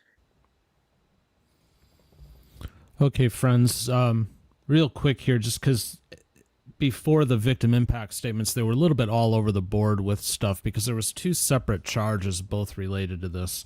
And I just want to be clear on the one, it was a 10-year deferred, which I'd put in the chat that I'm not necessarily, I never like seeing those because the odds of them making it through the 10 years, especially if they're younger, which it seems like this was a younger guy, is very slim. So I never see the point in it myself. You might as well just give him prison. But he did get 3 years in prison on the second charge regarding this case, and they run concurrent. So he'll have 3 in prison and then another 7 after that he'd have to complete on deferred. And an interesting point, he's been ordered to pay child support for the child that lost his father in all of this, which is not something we've seen on TCF here before. It was something that I've seen in the news with other cases, but not anything that we've ever seen in a case that we've covered here. So that's all interesting. I asked in a poll here, is justice being done? 2/3 of you say no because you needed more prison time. On paper, I would tend to agree. But the family signed off on it. And I don't know if you caught this at the beginning, but they were talking about how whatever community this was a very small community where everybody knows everybody. And they knew this guy. So I think that probably factored into the family's decision to sign off on this. If it's a smaller, tight-knit community, you know, what's the effect on the community if you try to nail this guy to the wall? I mean, I don't know, but it's a question. I'm not saying that it's right or wrong that they signed off on it. I'm just saying that it is, and thinking in my reasons of why, in my head rather, reasons of why they would want to sign off on that, and that's the best I can come up with. Anywho, let's change it up. Let's go to Lake County. Let's see what's going on with Judge Collada. Here we go. Thank you, Your Honor. If it please the court, we're before the court this morning in the matter of the State of Ohio versus Margaret Kotkowski in case number 24CR068. The defendant is present in the courtroom with her attorney, Nicolette Tomzek. We're before the court this morning for purposes of sentencing the defendant having pleaded guilty and been found guilty of 1 count F5 possession of cocaine, 1 count F5 possession of fentanyl-related compound, and 1 count F5 possession of drugs. Parties are ready to go forward, Your Honor. Tom, is there any reason not to go forward with sentencing? No, Your Honor, we're prepared to proceed with Anything sentencing. you want to say on behalf of your client? Yes, thank you, Your Honor. We would just like to ask the court today for any leniency in sentencing for Ms. Kutkowski. Your Honor, with Ms. Kutkowski, I've had an opportunity not only to speak with her, but also one of her very close family members. She does have a good support system, Your Honor. Ms. Kutkowski does have a history of drug use. She has been using drugs since she was a teenager. She has done some treatment in the past, Your Honor. I don't have confirmation whether that's been completed or not. She did have an opportunity in Cuyahoga County to attempt for intervention in lieu. She was in the CBCF there actively participating. However, due to some medical issues, they did release her from the CBCF and did terminate her probation there, Your Honor. In speaking with Ms. Kutkowski, it's clear she does have some mental health issues, Your Honor. It's from the start of this case to now, it did take some time for her to fully trust me and be able to talk to me and give her perspective, Your Honor. So we'd just like to ask for any leniency in sentencing. It is clear that Ms. Kutkowski does need help, especially with her drug use, but also for her mental health issues. Our office has attempted to get her set up either at Orca or some other facility, but unfortunately we were unable to complete that process, Your Honor. So like I said, we just asked the court for any leniency today. Thank you.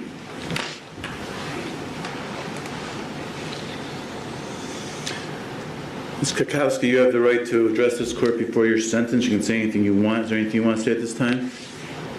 I just asked the same thing for any leniency. Why do you deserve leniency? I tried to give you leniency. We were here a couple weeks ago, and I continued it to try to get you help, and you refused to talk or meet with anybody. My hands are tied right now.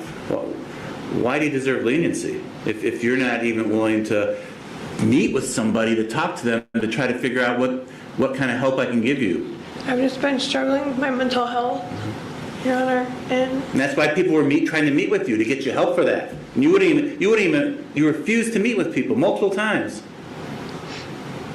You got to give problems this morning. That's why you're sitting there with your hands cupped behind your hand or your back, because you were giving the COs and deputies a hard time today,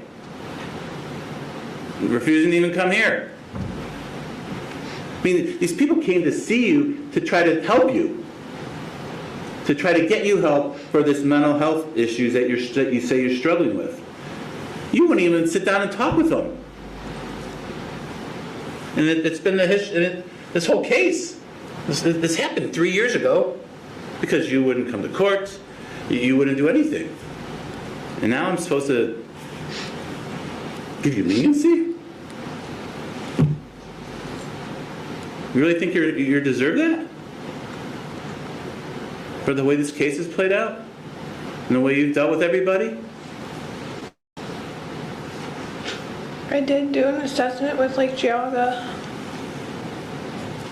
I continued to sentence you when we were here last time so that you can meet with people to try to find out the best program for you, and you wouldn't even talk to them.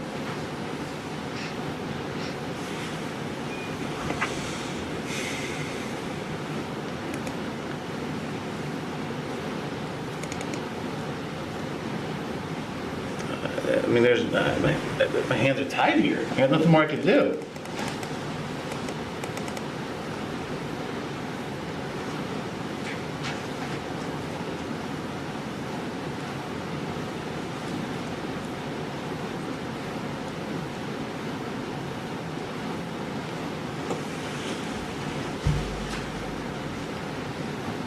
Is there anything else you want to say? Is that a no? I was just, We can't take up the shaking of your head, so you need to verbalize your responses. I would just ask for a second chance. Mrs. Thomas, got anything else? No, Your Second Honor. chance at what? To do the right thing, Which is what? get better, Sorry? get better. So what do you want a second chance at doing?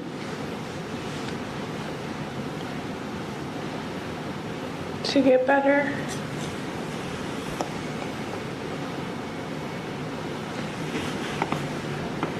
Mrs. Thomas, got anything else? No, Your Honor, thank you.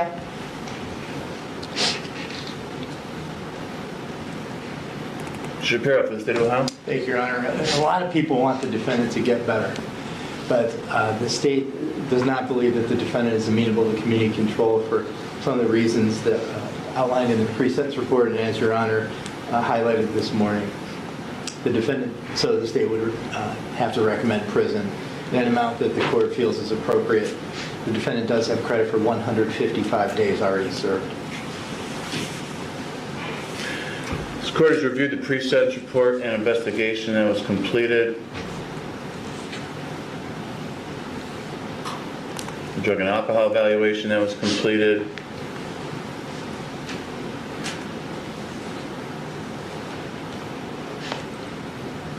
Considered the facts and circumstances of the offenses involved, the nature of the offenses. I've considered the entire history of this case that started in 2021.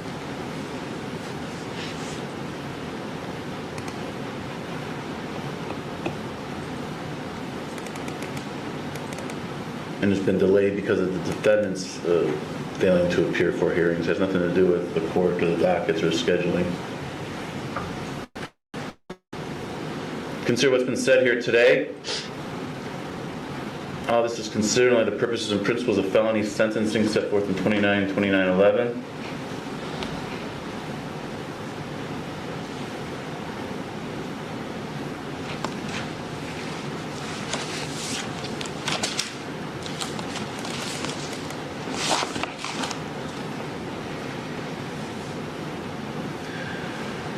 As for the factors in 29-2912, nothing stands out factually making it more or less serious. As for recidivism factors, the court finds the defendant has a history of criminal convictions, that she has failed to comply with previously imposed sanctions ordered by court. She's been on probation before. She's violated for not reporting.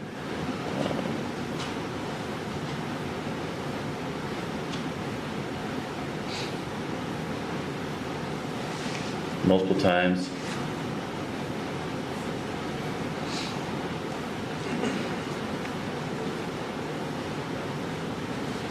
She was on probation to Cuyahoga County when this occurred.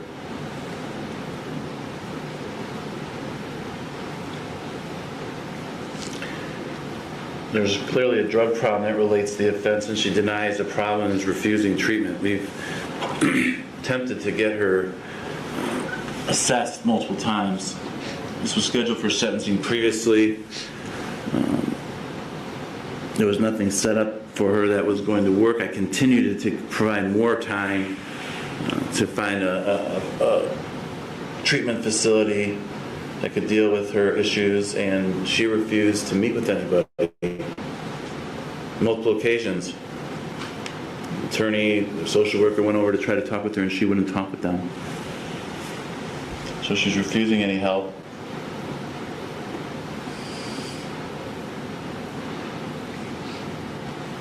She failed to appear for court hearings in this case. As I alluded to, the offense was committed back in 21. There was a warrant issued out of municipal court on the initial case that was out for a while. This case, she failed to appear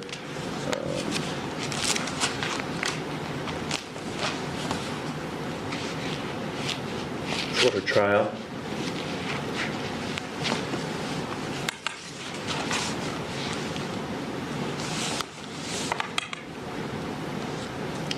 No factors indicate recidivism is less likely. Under 29-13B1, court notes the defendant was on probation at the time to our community control sanctions at Cuyahoga. She violated her bond in this case by failing to appear for court hearings. And there's no way the court can make any findings. She's amenable to community control sanctions when she won't even meet with people and talk with them to try to get help. So I'm telling her, I want to give you help, and she won't even talk with anyone to get it. She just wants to do things her way. Prison is consistent with the purposes and principles of sentencing. Therefore, it will be the sentence of this court that accounts 1, 2, and 3. Defendants serve a term in prison of 9 months on each count, one of them concurrent. She has credit for 155 days she served. Forfeit the contraband and instrumentalities. Need to advise you upon your release, you may be put on post-release control for up to 2 years. If you are and you violate any of those conditions, the parole authority can return you to prison as punishment for violating their rules for another 4.5 months, the maximum being 50% of the term I just imposed. Any additional prison term imposed for violating post-release control is being imposed as part of the sentence here today.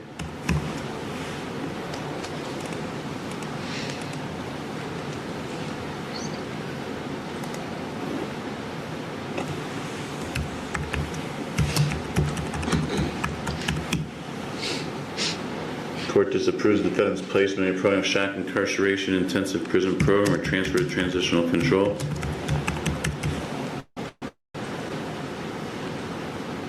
The defendant's awarded the penal costs. Do not release any, don't put anything about bond. Bond was previously forfeited, I believe, so I don't want any confusion created down there with that.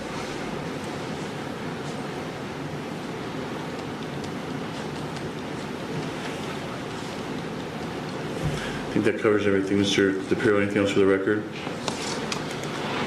No, Your Honor. Ms. Tomazik? No, Your Honor, thank you. Okay, friends, yet again, we probably have somebody there who's got a mental health issue, and, you know, the system isn't built to deal with that anymore. We've talked about that at length. I don't need to go there again, but, you know, we have gaps in how we handle things around the United States, and those gaps need to be closed somehow. But we could spend a 24-hour live stream debating that, so we're not going to get into it now. Let's go up to Michigan. Say good morning to Judge Middleton, who is now officially in his last year on the bench.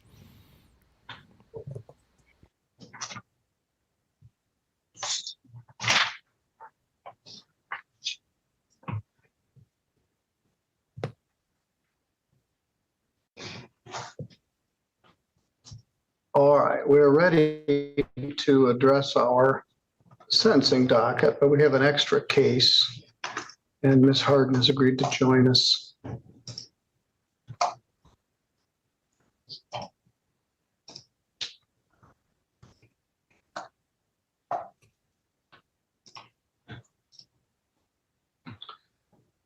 This is an unscheduled matter and 2 cases involving Tara Lynn Lentz. That's you? 2 cases. 2 cases.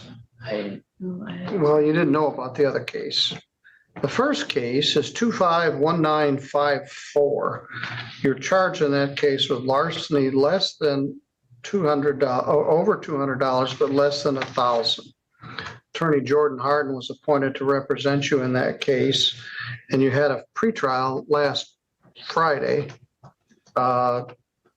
which was January 2nd. Ms. Harden had a number of cases that day, and you didn't show up. I believe I even called you on the phone, left a message. At any rate, you didn't come, so I issued a bench warrant for your arrest and gave you 48 hours to turn yourself in. You also have a new charge of littering objects in path of a vehicle, 251676SM. It's alleged that you did that on July 29th of 2025. Yes. You were supposed to do some community service and do some other things. I never got and they would dismiss the charges. Well, they didn't. got anything in the mail or anything I've been watching for and checking on it until I found out that I had this other thing with David. With David. The larceny thing. Oh, okay. There's a lot behind that nobody knows about, and I think he's still out there doing stuff to me. Well, you didn't show up in December. We had it set for December 5th. You didn't show up. We reset it for January 2nd, and you didn't show up. I did. But you're here now. I didn't get any of those, Your Honor, I swear. Your Honor, I have to interject. She called my office on December 2nd, spoke to my staff, and we told her the date and confirmed she received the packet. And then she came to the courthouse the following Monday in December and was, I think, handed the notice for the 2nd. So I would contest that my office didn't notify her because we send everything and we talked to her that week. in December.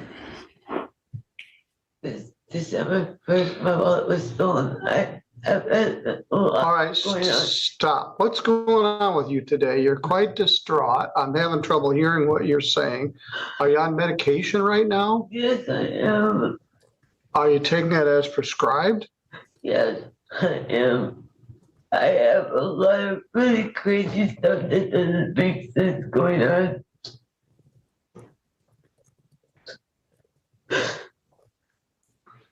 Well, I'm gonna reset these. You're here within 48 hours. Ms. Harden, I'm gonna give you the littering case also. The littering thing. I was guilty for putting stuff in Piper's dumpster. I admitted to that. But all right, well, slow down.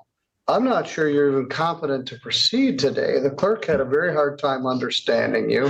I'm having a difficult time understanding you. You're on medication. I don't know whether you're taking as prescribed or not, but I'm not going to put you in jail. I'm going to reschedule this hearing. And if you don't show up, I am going to put you in jail. Jordan, are you here on February the 6th for first of the month pretrials? Not as of yet, but I'm assuming I will be. But you don't have a vacation or anything for that month? No.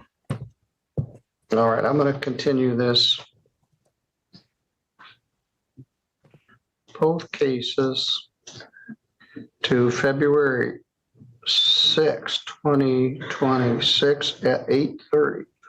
As it was, we had 7 no-shows and a number of cases that got adjourned. We didn't finish till 12:40. If everybody had shown up, we'd probably gone till 2 o'clock. But I'm going to send you out to the counter and the clerks are going to give you notice.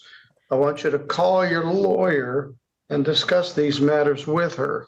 okay, Are you still at lot 33? I'm trying to be. What do you mean you're trying to be? There's just a lot going on and it doesn't make much sense. I'm scared. All right, well, does your phone number still end in 0882? My phone is off. I don't have one right now. It's missing. All right, now, there was an eviction case going on at that trailer. Are you still living at lot 33? Kind of, yes, no. So do you have another address? No. Sometimes I stay in my car, sometimes I stay at my grandma's. You're living in your car? Sometimes, because it's the safest place. If I don't stay in it, sometimes people steal it. All right, well, I have some concerns here, but I'm gonna, no bench warrant. Your Honor, on the littering case, did I hear right that she's already pled on that and there was some kind of deferral agreement? Well, it wasn't exactly clear. It was like not charge it. Illegal dumping of tires and furniture at a business. There was a plea letter and she didn't confirm the terms of a plea letter. Yeah, we got it. You did. You're not tracking very well. You missed 2 court dates in a row. You got notice of them. You talked to your lawyer. You're very disoriented. I can't tell if it's just today or you're this disoriented all the time. But as I said, I'm not sure you're even capable of proceeding here today. But I'm going to adjourn this to February 6th at 8:30 right here in this room for a pretrial with your lawyer, Ms. Harden. I want you to call her and make an appointment to discuss this with her. If you don't show up on February 6th, I will do a bench warrant and put you in jail. All right. Can she get a copy of the notice at the counter today, Your Honor? Yes, I'm going to send her right out there right now, so she'll have a copy handed to her. Also, make sure your number is on it. Thank you.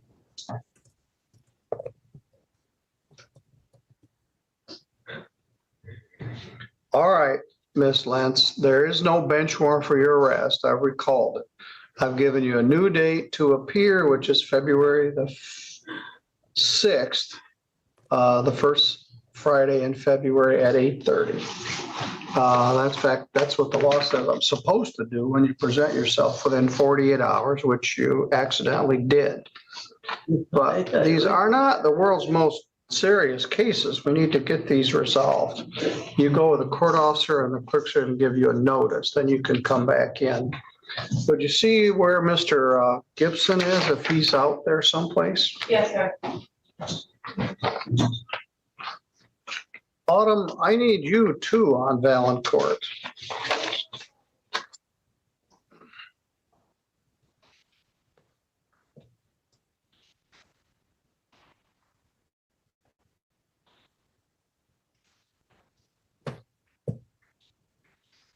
There she is. I apologize. I've been on the phone for 20 minutes with the probation. Okay, that's fine. We haven't started. Okay. Also, we have an interpreter case at 11. And so I really would like to start Valancourt to finish that before we have an interpreter, but we need Mr. Gibson.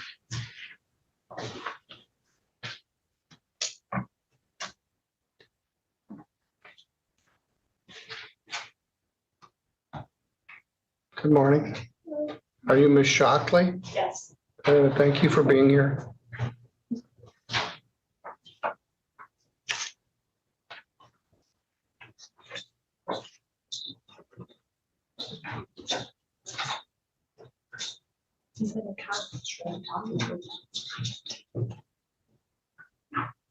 you want me to go get him? Yes, well, he has several sentences this morning.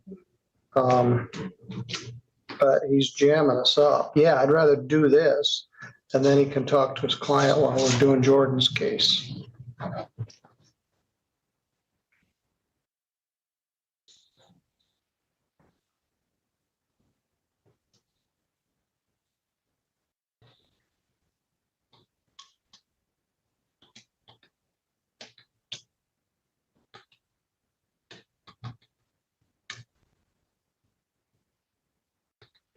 Mr. Valancourt, why don't you come on up and have a seat?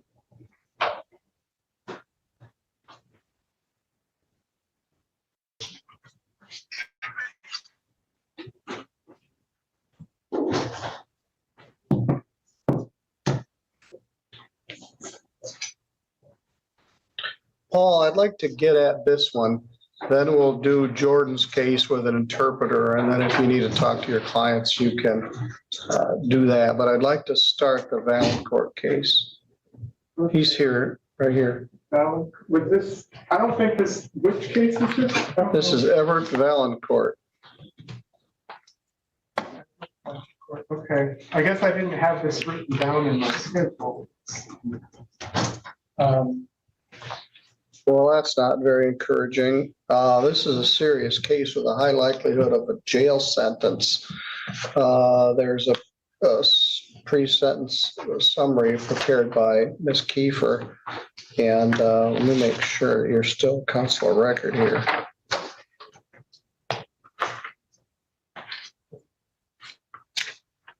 Well, we're obviously not going to be able to proceed at this point. Laura's not here.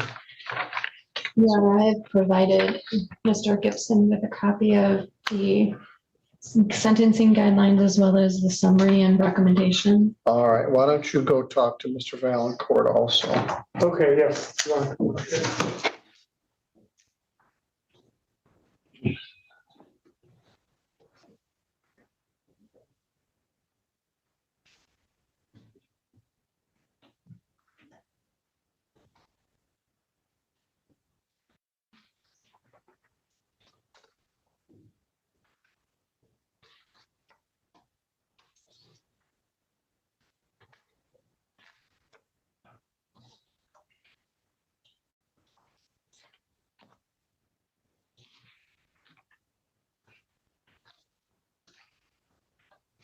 Good morning, sir. You haven't been here in a while. You're just here for moral support this morning.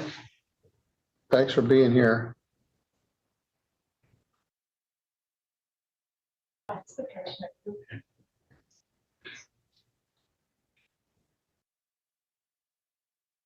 Everybody needs a little moral support.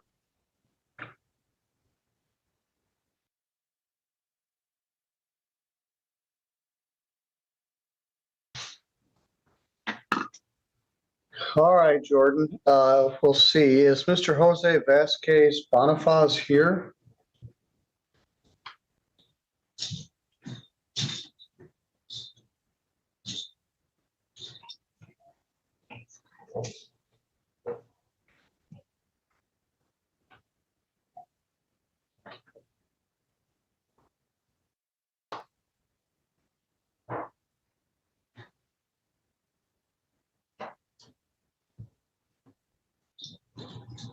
Negative, he has not checked in. Well, he's not exactly late yet, Jordan, but he isn't here.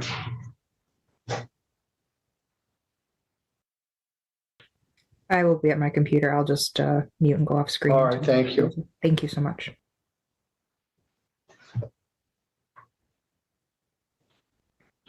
Jordan had daycare issues this morning. You saw the email chain. I approved her to appear by Zoom. And I appreciate the fact that we're able to take care of Ms. Lentz. Okay, friends, I had to step out of the studio for a minute, so I had no idea what just happened in Judge Middleton's court. So somebody do me a favor and catch me up in the chat if you'd be so kind. I had a matter I had to deal with. But let's do this. Let's go down to Louisiana and see what's going on with the Parole and Pardon Board. 3 Francis Drive, Shreveport, Louisiana, 71118.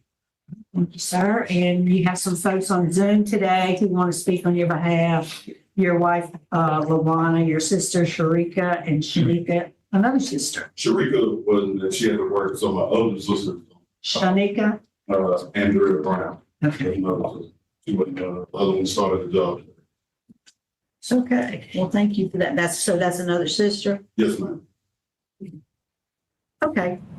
So, sir, let me just read some identifying information into the record that I'm going to turn it over to Mrs. Stapleton because your case was assigned to her. Yes, ma'am. Did you expect Mr. DeVargas here with you today? No, ma'am. Okay. Because I have him listed as your attorney. Yeah, been my attorney long. Okay. All right. So, Mr. Charles, you're classified as a first offender. Your DOC number is 497990. You're seeking a pardon with restoration of firearms. You were sentenced in January 2005 to a 5-year sentence that was suspended. You were placed on 4 years probation for the crime of simple burglary. Yes, ma'am. That's correct? Yes, ma'am. All right. I'm going to turn it over to Mrs. Stapleton. Okay. Please tell me something about what happened. I had just moved back from New Orleans. And I was, as they say, in the streets in New Orleans, and I thought that I could come back home and same thing, and I didn't have nowhere to live, and I kind of. How old were you? I'm 41 now, so I don't know if they'll be. Okay. What it says on your application. Yeah, so, but I went, and go into a clothing store, just trying to get money from someone there. Got it. So. Yeah, I saw where they recovered everything. Yes, ma'am. They got it. So I see that you had 5 years suspended. Yes, ma'am. And 4 years of probation. Yes, ma'am. Tell me about your life since then. I had a daughter in 2011. And I've just been on the path of trying to be better, be a better example for them. Because I knew how, when I was in jail, how my mom came up and, family and cried and all this stuff. And I just didn't want to be like that with my kids. I got 3 daughters. So just working. That's all I do is work on stuff. I do airman jack all trades. I've been on the job I'm at right now. I just made 4 years. I think yesterday. I got the Rising Star Award in 2 positions I've been in since the 4 years I've been in this company, and I'm like the to-go guy. It's pretty much been brought me all over the United States, Hawaii, and all that stuff for the company. Really? Yeah, I've been to Hawaii, all the islands. They sent me out there, and I'm the one they call when they need stuff done. And I learned that I'm really good with my hands instead of doing it the bad way, not do it the positive way. And it worked. I mean, I didn't know that I was so inclined to doing everything when I did stuff positive. So, but I had a bad childhood that kind of led me to doing stuff the wrong way. I had to be an example for my kids, so I made sure I did it. I give back a lot. I go and speak at my uncle has a church in Nagage. I speak to the troubled kids. He has like a program we do every summer. Go to church and kind of tell them where I went, where they could go. They tell me what they want to do in life. I tell them you need to have a backup because these kids these days they want to be a streamer or something like that. Yes. What if they don't work? You know, I'm just trying to put them on a better path of leading that life because, I mean, Nagage is a small town. You get caught up real quick or, killed. So trying to help them out. And it's just pretty much what I've been doing since then. I'm with another organization where we do runs every year. And we donate money to different donations, foundations and stuff like that. I just did one for a battered woman shelter. I want to say a month or 2 ago, raised some money for them. Got to bring the letters. That's okay. My glass thing, but I try to do better because, I mean, these kids need better these days. So I know. Well, a lot of children, like you said, like the streaming and stuff like that, that's where they're unfortunately getting a lot of their guidance from, which is getting them in trouble. So people like you come along and you say, and this is what trouble looks like once it happens to you. So that's a worthy call and calling too. Yeah. And so I'm proud to hear from you that you're doing these things, these positive things with your life. You're unopposed by the sheriff, the district attorney, the sentencing judge. So that speaks well to everybody. That you haven't had any more problems in your life. And like you said, you move on.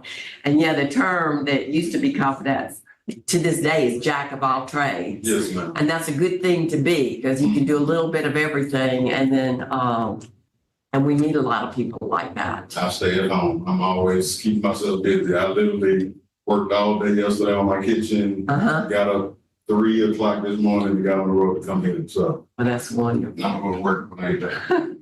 I think we have some more people that would like to speak on your behalf. Your wife? Yes. Ms. Charles, would you like to speak, please? Is she on Zoom? Is she there? Here she.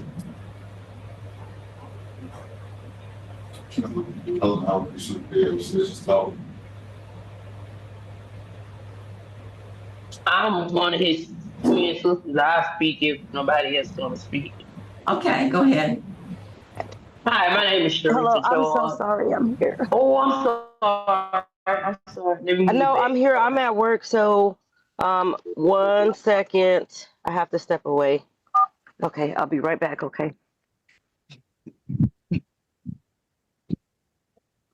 I am so sorry. I'm currently at work. Yes, I'd like to speak on his behalf. DeMario has been amazing. I've known him for over 10 years. I mean, he's the reason why I moved to Shreveport. And he's just been, ever since I've known him, he's been a really, really good guy. I've never seen anything bad he does. He donates, he does the storage auctions, and whatever he has left over, he will donate it to the needy. He, like he said, I heard he said that he does runs and they donate. I believe he just did a run for one of the houses here that holds homeless, and he donated there.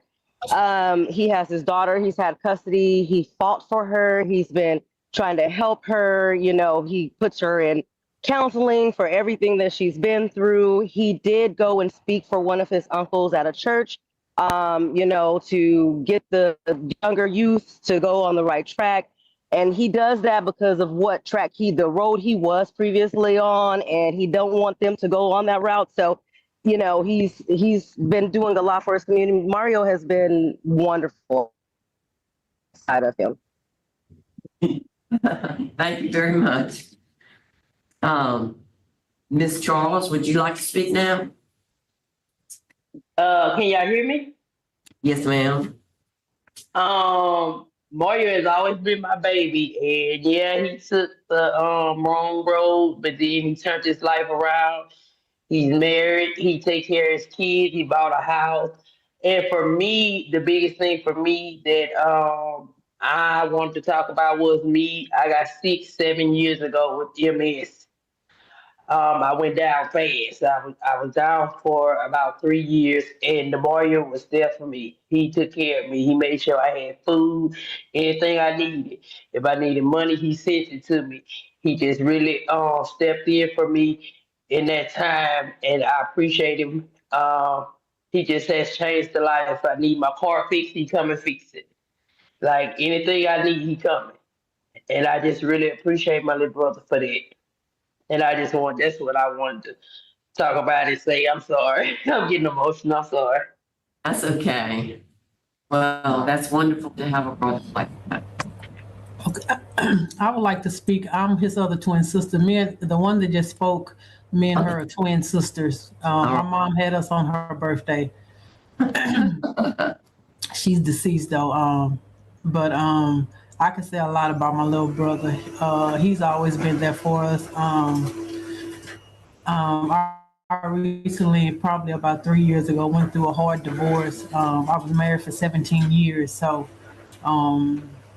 it's been hard on me the last 3 or 4 years because I was so used to having someone to help me work on my vehicles. Me and my daughter's in college, and so she travels a lot. And so we started having issues with our vehicle and stuff. And like he is really a jack of all trades. Like Mario didn't go to school for a lot of the stuff he does. But just the last year, you guys, I had some stuff on my vehicle that was going to cost me, my daughter's vehicle and my vehicle was going to cost us $4,000 and $5,000, $6,000.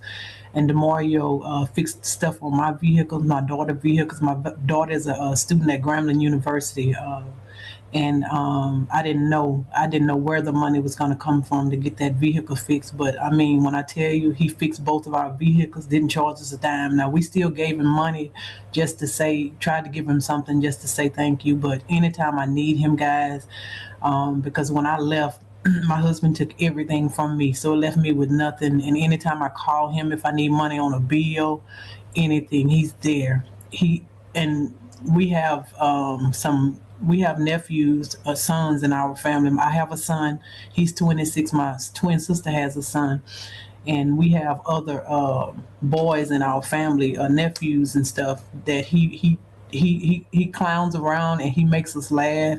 But when he's serious, he gets those boys, he pulls them off to the side and he lets them know, look, I made one bad decision, but look how I turned it around. Look where I'm at now. Look what he talks to those boys and he lets them know that I made one mistake, but look how I turned around. Look where I'm at now. Like he really counsels those boys. My son looks up to him. Our other nephews and boys in our family, every time we have family gatherings, he talks to them, let them know, look, this is not the path to go. He really does. He really, really impacts those boys in our family, and I appreciate him. I love my little brother. My oldest brother, it's 8 of us, and my oldest brother passed away. And he's always been like we call him the little big brother, because even though we had an older brother, my older brother, he had a lot of issues and drug usage, and he died. He had a hard life, but to me, Demario has always been the big brother because he was always mature for his age, and so I really thank God for him. And he's always, anytime I call him, guys, when I tell you he comes through, and I thank God for him. So I really appreciate you guys taking the time out to listen to us on today, and God bless you guys. Thank you very much. You're a wonderful family man too. Yes. Okay, well, I'm going to pass it along to anyone else on the panel. Yeah. Is there any other questions? Yes. Okay, Mr. Were Brown. you arrested in 4/7 of 2013 for misdemeanor criminal trespass? Yes, sir. Okay, where was that? Houston, Texas. Okay, and did you got convicted? Were you on probation or anything? No. Okay. I had to pay a fine. My neighbor stayed in apartments, like a two-story apartments, and one of the guys, some of the guys that used to hang out on my steps was sitting in front of the house. The neighbor had me watching his apartment, stay right next door. I was dealing with a girl in the apartments, and as I walked back to my house, the guy was sitting on the step. I went up to the second floor. He was in the middle of the step. Time I got up the step, police pulled up and arrested both of us. I explained to him that I lived the next door. The guy had just left to want to go out of town because he was going fishing. And they arrested me, even though I showed them paperwork and stuff like that. They dropped the charge. And I actually lost my apartment and had to move back to Louisiana. That was 2009. It took them years, and I was working for DirecTV at the time in Texas. Somebody passed by my vehicle and knocked my side mirror off my direct van. State trooper came in Houston Springs, Texas, and they ran my name and said that there was a warrant out for my arrest. So, good thing the officer was nice. He let me drive my DirecTV van to the police station. They put me in, and I had to go back and forth to Houston. Actually, I was working every time I would go. I would work while I was down there for court, and they gave me a fine for trespass. And that was in 2013. Yes, around that time. Yeah, because it happened in 2008, but they dropped it and then they picked it up without me knowing. Because I guess they might have sent the letters to the apartment, but they had kicked me out the apartment. They thought I broke into the next door neighbors. They had me charged with something else at first. Because it says you were arrested in 2013. 13? Yes, sir. Yeah, they picked it back up. Okay. That was 2013 when the mirror got knocked off my van. Okay. And on the burglary, we only talked about the roof burglary. Mm-hmm. How many burglaries did you? It was 2. It was in a week of time. It was okay, so I'm trying to think, it was a long time ago. A guy that I grew up with, when I was a juvenile, we used to do crazy stuff, break into different things like that. We got arrested. Nothing happened because we were minors. Met back up with him, I guess, after he got out of Tallulah. And I didn't know that he was breaking into businesses and stuff like that. And like I said, I was on the street. So we went and broke into a tractor store and broke in a penny machine and stole the pennies and old laptops, stuff like that. And once we left out, we got arrested right down the road. And then I got arrested for that, then got out, and then that's what happened with the store going to the roof. Okay. What about Hall's Glass? Oh. And Spears Cycle? Oh, that was the stuff that's what I was talking about. That was the stuff he was doing before I even was around. And the UPS store and Freeman's office supply. Yeah, that was the place the place that we broke into was the tractor store. That was the only thing I did with him. He did all this stuff prior to me knowing that he had did it. I didn't find out that stuff until I was in jail. They just kept on bringing me papers about more charges they had put on me from that, but they found all the stuff in his possession. Did you plead guilty to all those? I honestly don't remember. And I think you pled guilty to 5 counts. Yeah. So, yeah, yes, sir, because I got the drug court. Yes, sir. Yes, I was drug court. Mm-hmm. It was, But I was just concerned about the 2013 thing, and you explained that away, but the 5 counts of burglary is different than the one count of burglary for me. yeah, I understand. I had, like I said, he was out doing all that stuff before I had met up with him, so I didn't know anything about it until after. And the lawyer that I had was doing so much of a terrible job. My aunt, which was the tax assessor of Natchez, had to fire him because he was trying to get me to plead for something I didn't do. So, but the lawyer that she brought in, they were like, "Only way you get out of jail right now, or have to sit there and wait is plead for the guilty on the burglary and do the drug court stuff." Okay, that's okay. So as part of that plea, also you were ordered to pay a fine of $1,000. Did you pay that fine 2013 thing in the for the simple burglary in Natchez? Natchez. I believe so. It says you were ordered to pay $1,000 fine, but the sheriff's office couldn't find any record of any payment being made. So do you remember doing that? I was paying because I was on probation in Shreveport. I was in probation on probation in Natchez, and then I transferred to Shreveport. I was paying stuff that they gave me the part until I paid everything off. Because I went and signed over for the first time offender pardon at the probation office in Shreveport. So they would I had I think like one more payment before they would sign over the payment for the first time offender pardon. Okay. All right. So because it says it was noted that that Charles had not paid the $1,000 fine in its entirety as of the date your probation expired. That's great. Because they wouldn't even give me the first time offender pardon when I first got off of it until I finished paying it off through the Shreveport probation parole. Any other questions?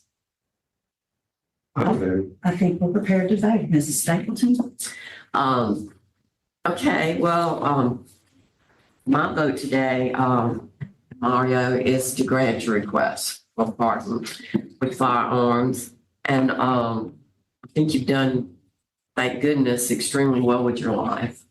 All of that had happened 20 years ago and 21 years ago, in fact, in 2004, as far as the clothing store. And then the incident in 2013, yeah, I saw that there was a plea bargain made with that too.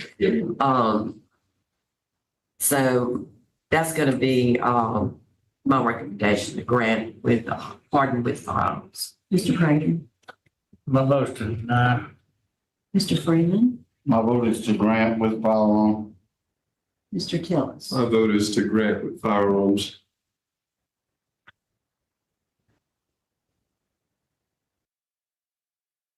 My vote would be to grant your pardon with firearms, but I need proof that you paid that fine. It's gonna be up to you to verify that. So you've received the required 4 votes to grant your request, but we will not submit it to the governor until you show proof that you've paid that fine. Okay. Okay? So, You'll help to figure that out. Approved. I still have to set up those stingers for Michael so that we can have the great sound effects for Louisiana. But yeah, approved. Well, you guys wanted something, a little more uplifting after the, what we saw a while back. So there it is. We got an approval. Let's go to, let's do Ohio. Judge Collada has a new contestant. State of Ohio versus Adam Kane on case number 25 CR 1196. And the defendant is in court represented by counsel William Watson. We are here today for purposes of a change of plea. It is my understanding the defendant is going to withdraw his previously entered plea of not guilty and plead guilty to the state's offer, which is count 2, grand theft of a motor vehicle, a felony of the 4th degree, and count 5, receiving stolen property, a felony of the 5th degree. In regards to sentencing, there is no agreement. Mr. Watson, does that sound accurate? Thank you, Your Honor. May it please the court, that is my understanding of this morning's hearing. I've had a chance to fully pre-try this matter with the prosecutor. I believe full discovery has been provided. I've also had an opportunity to discuss this matter with Mr. Kane. He has indicated to me that he is prepared to enter a change of plea as just outlined by the state. First, he understands that by entering a change of plea, he'll be waiving certain constitutional rights, and no threats or promises have been made in order for him to do so, Your Honor. Thank you.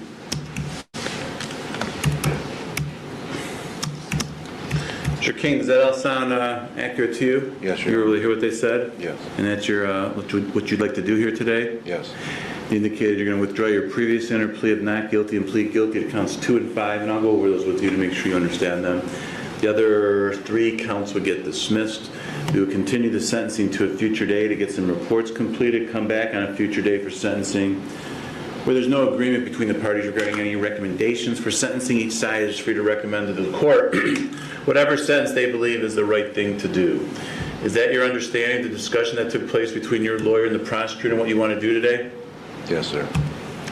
Well, before I can accept your plea, I need to make sure you understand everything we're doing here. I need to make sure you understand what it is you're charged with and pleading guilty to, the rights you have that you give up by pleading guilty, as well as all the possible penalties you face. So for me to determine all those issues, I will ask you a series of questions. If at any point when I'm asking you these questions, if you're unsure or unclear of anything I'm asking you, if you need anything repeated or clarified, if you'd like a moment to talk with your lawyer so you could ask him questions, or even if you want to ask me questions, make sure you let me know that, because I need to make sure you understand everything going on, all right? Yes, sir. All right.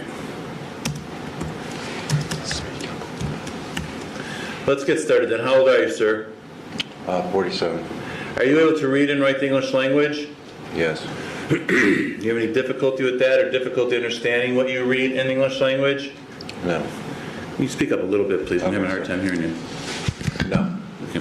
Are you a U.S. citizen? Yes. Thank you. That's good. Prior to coming into court here this morning, have you any drugs or alcohol of any kind? No. What about within the last 48 hours? No. Not even prescribed medication? Nothing? No.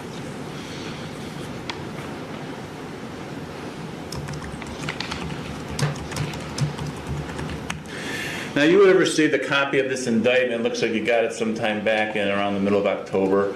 That's the document that sets forth the 5 charges you're accused of committing. Do you remember getting that at some point?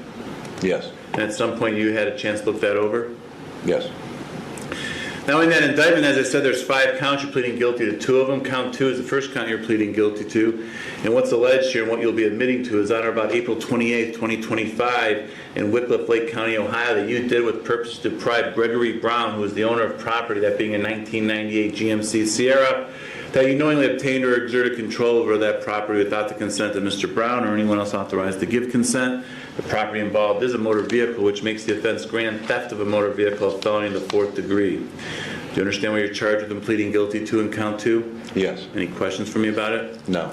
Now, count 5, what's alleged here and what you're admitting to is on or about April 28th, 2025 in Cuyahoga County as a part of a course of criminal conduct with offenses committed in different jurisdictions, in which one of those offenses or any element of one of those offenses was committed here in Lake County, Ohio, that you did receive, retain, or dispose of certain property being a trailer, the property of another, being Gregory Brown and or Wendy Brown, and that you knew or had reasonable cause to believe that that trailer had been obtained through the commission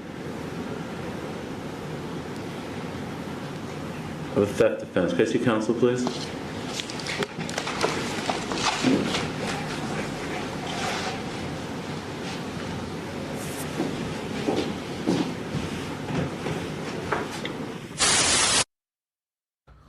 So let me mute there for a minute because Judge Collada does that whole staticky thing when he has a sidebar that's like super annoying.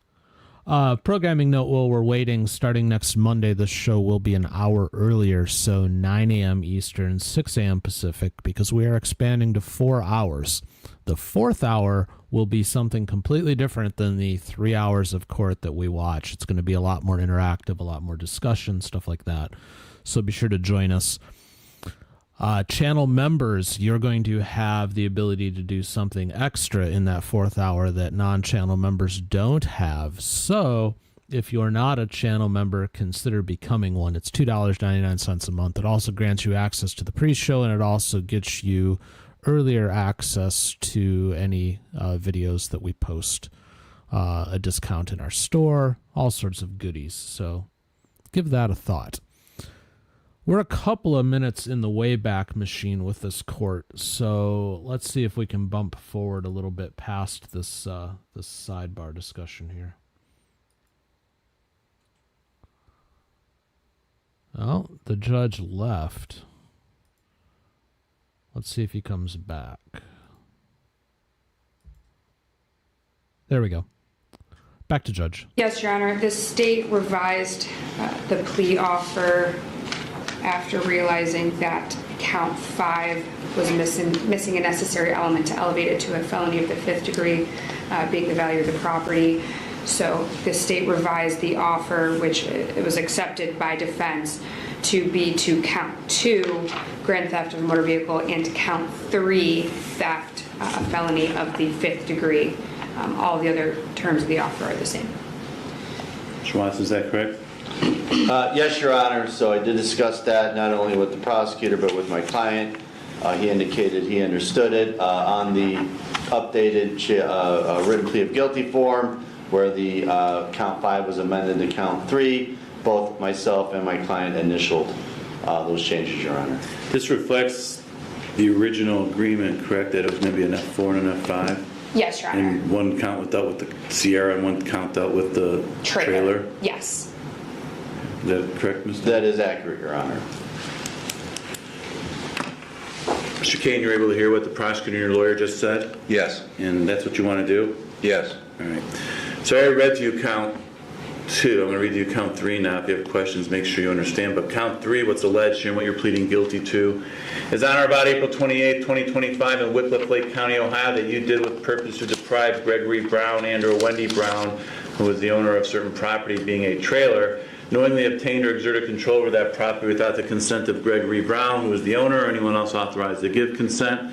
It's further alleged the value of that property was $1,000 or more, but less than $7,500, which makes this offense theft of felony of the 5th degree. Do you understand what you're charged with pleading guilty to in regards to count 3? Yes. Any questions about that? No. Now, there's 3 other counts of this indictment that are all being dismissed. Is that your understanding? Yes. Any questions about any of those 3 charges? No. Well, then before I can accept your guilty plea, I need to make sure you understand everything, all the rights you're giving up, and you first of all have a right to a trial. Now, a trial could be to me as a judge, where I listen to the evidence and make that ultimate decision whether you're guilty or not guilty, but you also have a constitutional right to have a jury trial. A jury trial would be in front of 12 citizens here from Lake County who would listen to all the evidence each side wanted to present. Those jurors would consider and weigh all that evidence, and then those jurors would make that ultimate decision. And that ultimate decision reached by those jurors would have to be a unanimous decision, which means all 12 of the jurors would have to agree together, one way or the other, as each charge, whether you're guilty or not guilty. Do you understand that? Yes. Do you understand by pleading guilty you're giving up your right to have a trial in this case? Yes. Now, if we did have a trial, the prosecutor here would represent the state of Ohio, and she would have what we refer to as the burden of proof. With her having the burden of proof, what that actually means is that it is her job, or she bears the responsibility or the obligation of proving you guilty before you could ever be found guilty. You're presumed innocent of the charge, and the presumption of innocence sticks with you and stays with you until the state, if at all, is ever able to meet that burden and prove you guilty. Do you understand that? Yes. Now, when I talk about this burden of proof, since it's a criminal case, that burden is what we refer to as proof beyond a reasonable doubt, which is the highest burden of proof there is in our justice system. And what that actually means, it's the amount of the evidence and the quality of that evidence the state has to present at a trial to prove you guilty. So in this case, the state would have to present evidence to prove each element or each part of these charges beyond any reasonable doubt before you could ever be found guilty of any of these charges. Do you understand that? Yes. You understand by pleading guilty or giving up your right to make the state prove you guilty beyond a reasonable doubt in this case? Yes. Now, in order to do that, or at least try to do that, if we had a trial, the prosecutor would bring witnesses into the courtroom to testify for the state by answering questions from the prosecutor. Once those witnesses answered the prosecutor's questions, then your lawyer would have the right on your behalf to ask those same person's questions, and that's called cross-examination. He could ask them anything he wanted to, but within certain rules. Do you understand that? Yes. You understand by pleading guilty or giving up your right to cross-examine or confront those witnesses that would come in here and testify against you? Yes. Now, you'd also have the right at a trial. You can call your own witnesses to come to court to testify for you if you wanted to and answer your lawyer's questions. Now, you don't have to do that. You're not required to do that. But you have a right to do that if you want to. Do you understand that? Yes. And you further can request the court issue an order. That order is called a subpoena. What a subpoena would actually do is it would force or make someone come to court to testify for you and answer your lawyer's questions if they were not willing to come in voluntarily on their own. Do you understand that? Yes. Do you realize you're giving up that right? Yes. Now, you also have the right at a trial. You could choose to testify on your own behalf if you wanted to, but you do have a constitutional right not to testify if you don't want to. That's a decision or a choice that you would have to make. Do you understand that? Yes. And since that's your choice, what that really means then is that nobody else could force you or make you. Nobody could compel you to testify against yourself at a trial if you didn't want to. I can't make you testify. But more importantly, the prosecutor here, she's not allowed to call you as a witness and make you get up on the stand and answer questions and testify. Your own lawyer can't make you testify if you didn't want to. Do you understand that? Yes. You further understand that if we went to trial and you were found guilty, you would have the right to appeal or challenge that guilty finding to a higher court, a court that sits above me and reviews my decisions. By pleading guilty here today, you're giving up or waiving any right you have to appeal a guilty finding. This court will enter if your plea is accepted, as well as any other issues you could have raised or brought to my attention up to this time. Do you understand that? Yes. All right, well, do you have any questions at all about these rights we've just discussed? These are all the rights you have and all the rights you're giving up by pleading guilty. Any questions? No. Do you understand them all? Yes. Do you still want to plead guilty? Yes. Do you understand that a guilty plea is a complete admission of guilt? It means you're admitting to the facts being alleged by the prosecutor. We're not going to argue that you didn't do it or it's someone else's fault or anything like that. Do you understand that? Yes. Further, as a result of pleading guilty, the effect of that plea is you'll be found guilty by the court, and then you will subsequently, on a future day, be sentenced by the court. Do you understand that? Yes. Now, as far as sentencing goes, you're pleading guilty to a felony of the 4th degree and a felony of the 5th degree. Count 2 is a felony of the 4th degree. It's the grand theft of a motor vehicle. It's punishable by a possible term in prison of a minimum of 6 months, a maximum of 18 months, or any whole number in that range of 6 to 18. Do you understand that? Yes. Now, the theft charge in count 3 is a felony of the 5th degree, which is punishable by a possible term in prison of a minimum of 6 months, a maximum of 12 months, or any whole number in that range of 6 to 12. Do you understand that? Yes.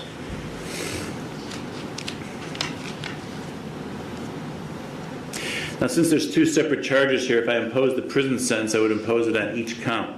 Then as the judge, I have the discretion to run those prison terms concurrent or consecutive. Concurrent means together, serving them at the same time. Consecutive is one after the other. You'd serve the prison term on the first count, finish that, then the prison term on the next count. You understand the difference there? Yes. So in this case, if I give you the maximum sentence on each count and ran them consecutive, you're looking at a maximum possible prison term, in this case, of 30 months in prison. Do you understand that? Yes. Now, are you currently on probation or post-release control to any other courts or agencies? Yes. Which one? Summit County. Probation or post-release control?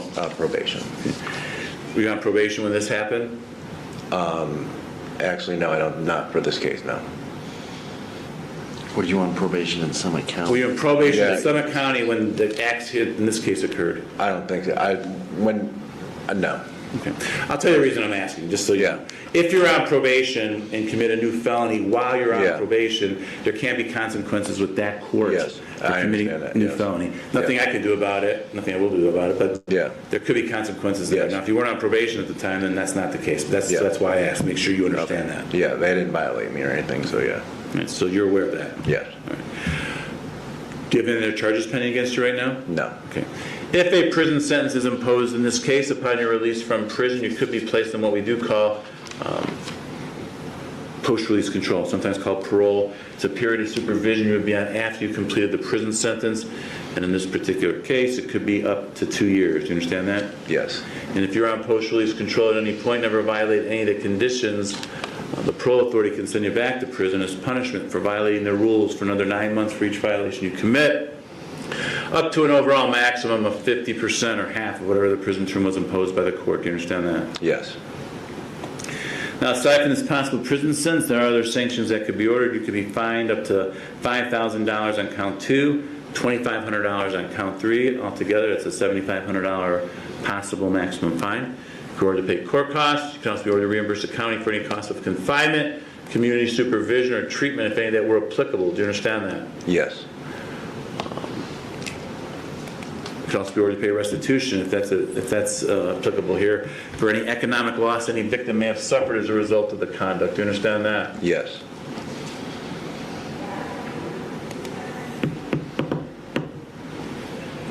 Now, a few moments ago, I explained the possible prison sentence. I did use the word possible because prison is not mandatory in this case. You are eligible for probation or what's called community control sanctions. Do you understand that? Yes. Do you understand that just because you're eligible doesn't mean you'll automatically be granted community control? It means I'll consider that if that's what you're asking for. I'm going to look at all the information presented.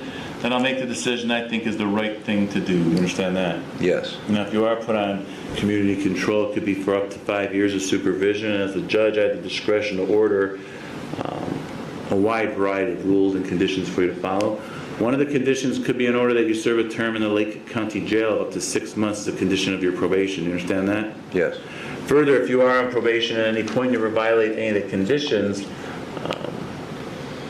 we would have a hearing to see if you're what's called a probation violator. If it was determined that you were, I could extend your probation up to 5 years if it wasn't initially 5 years. I could impose more restrictive sanctions against you, or I could terminate your probation and send you to prison at that point. And if I did it then, again, it could be for the period of time I mentioned before, which is up to a maximum of 30 months in prison. And that could be consecutive to any other sentence you may be serving some other case or that you're being sentenced to at that time for some new case. Do you understand that? Yeah. Lastly, when we do come back here for sentencing, you'll have the right on that day to say anything you want me to know or consider. Your lawyer could speak on your behalf and recommend the sentence to the court. The prosecutor is also allowed to recommend the sentence to the court. Do you understand that? Yes. Do you understand that whatever anyone says at sentencing regarding what they think the sentence should be, it is just what it said. It's a recommendation. I don't have to follow that if I didn't think that was the right thing to do. You understand that? Yes. All right.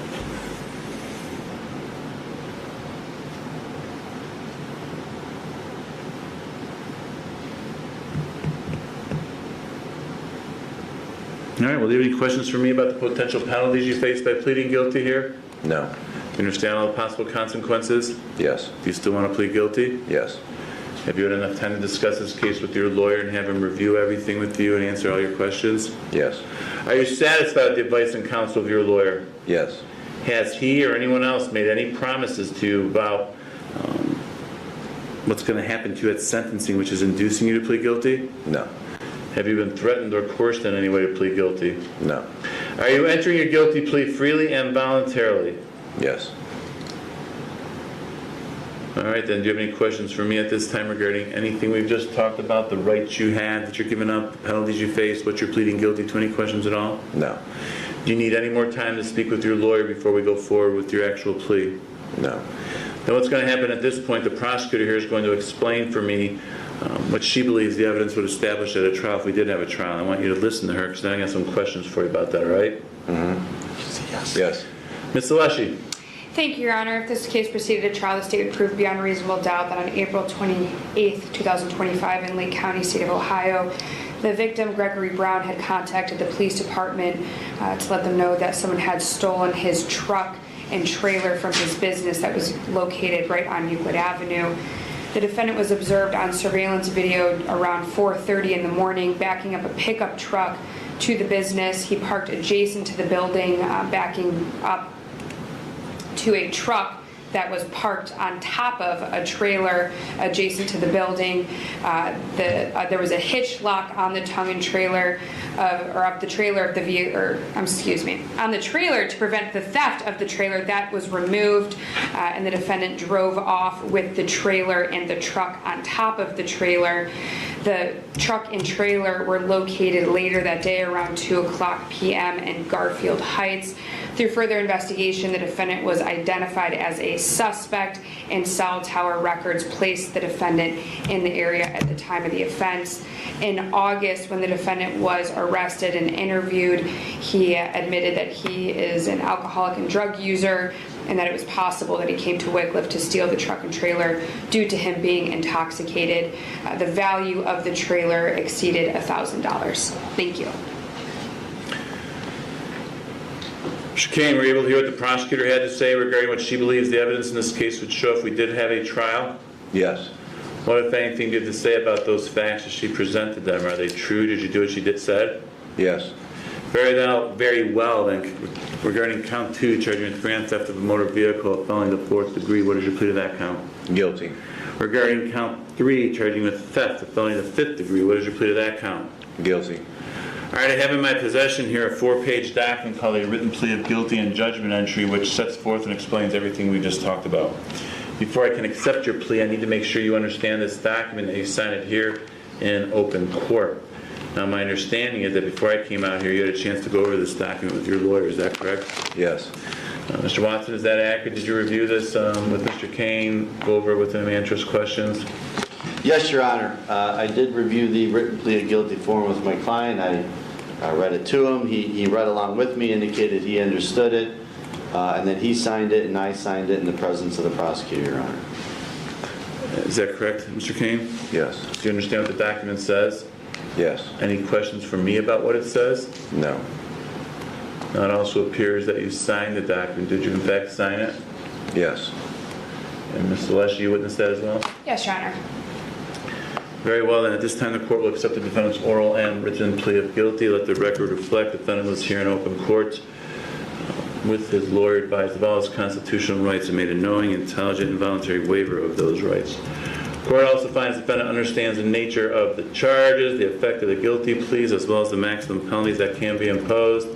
Finding all this to be knowing, intelligent, and voluntary, the court will accept the defendant's plea, find the defendant guilty of count 2, grand theft of a motor vehicle, a felony of the 4th degree in violation of 2913.02A1, as well as count 3, theft, a felony of the 5th degree in violation of revised code section 2913.02A1 as well. I will defer sentencing. I'm going to order a pre-sentence report and investigation, victim impact statement, drug and alcohol evaluation. Yes, Your Honor, please. Drug and alcohol evaluation.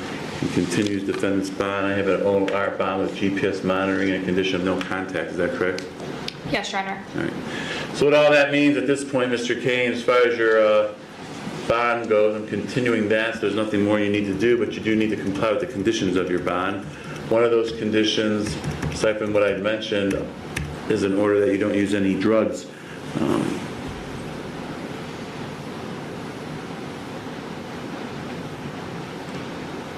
That you don't use any drugs while you're in bond. You have to submit your screens. They have to be negative. A positive screen will result in your bond being revoked and a warrant being issued. Do you understand that? Yes. Now, this report I've ordered is necessary for me to be able to, it's done so I can learn more about you. And it's necessary to be completed in order for me to consider probation. Without a report, the law doesn't even allow me to consider probation. So it's important you show up on time when scheduled at the probation department for the purpose of that interview. If they can't interview you because of your lack of cooperating or showing up when you're supposed to, then they can't do a report. Without a report, I can't consider probation. You understand that? Yes. It's also important that you're open and honest with them when you talk with them, because they're going to check and verify everything you're telling them. And if they learn you're misleading them in any way, they're going to let me know that, and I certainly would consider that sentencing. You understand that? Yes. All right. I think that covers it. Anything else for the record, Ms. Celeste? No, Your Honor. Thank you. Mr. Watson. Nothing further, Your Honor. Thank you.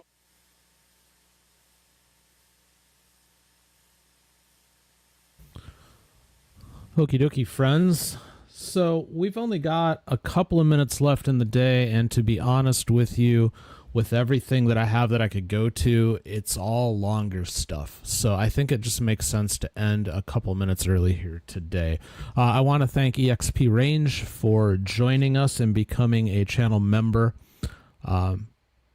You've been hanging around with us for a while, so I think you understand that this is a special community, but you get access to more now. You get access to the pre-show, which happens 30 minutes prior to this one. You get a discount in our store. In the upcoming 4th hour, you're going to have access to something that other channel members don't get. We'll have more on that when the 4th hour starts. All sorts of good stuff, so welcome aboard. So we'll be back tomorrow, 10 a.m. Eastern, 7 a.m. Pacific. Be sure to join us there. Michael, I texted you, so take a look at the text because it involves tomorrow. But we will see you tomorrow. And in the meantime, you guys go have yourselves a great Monday. Take care. God bless.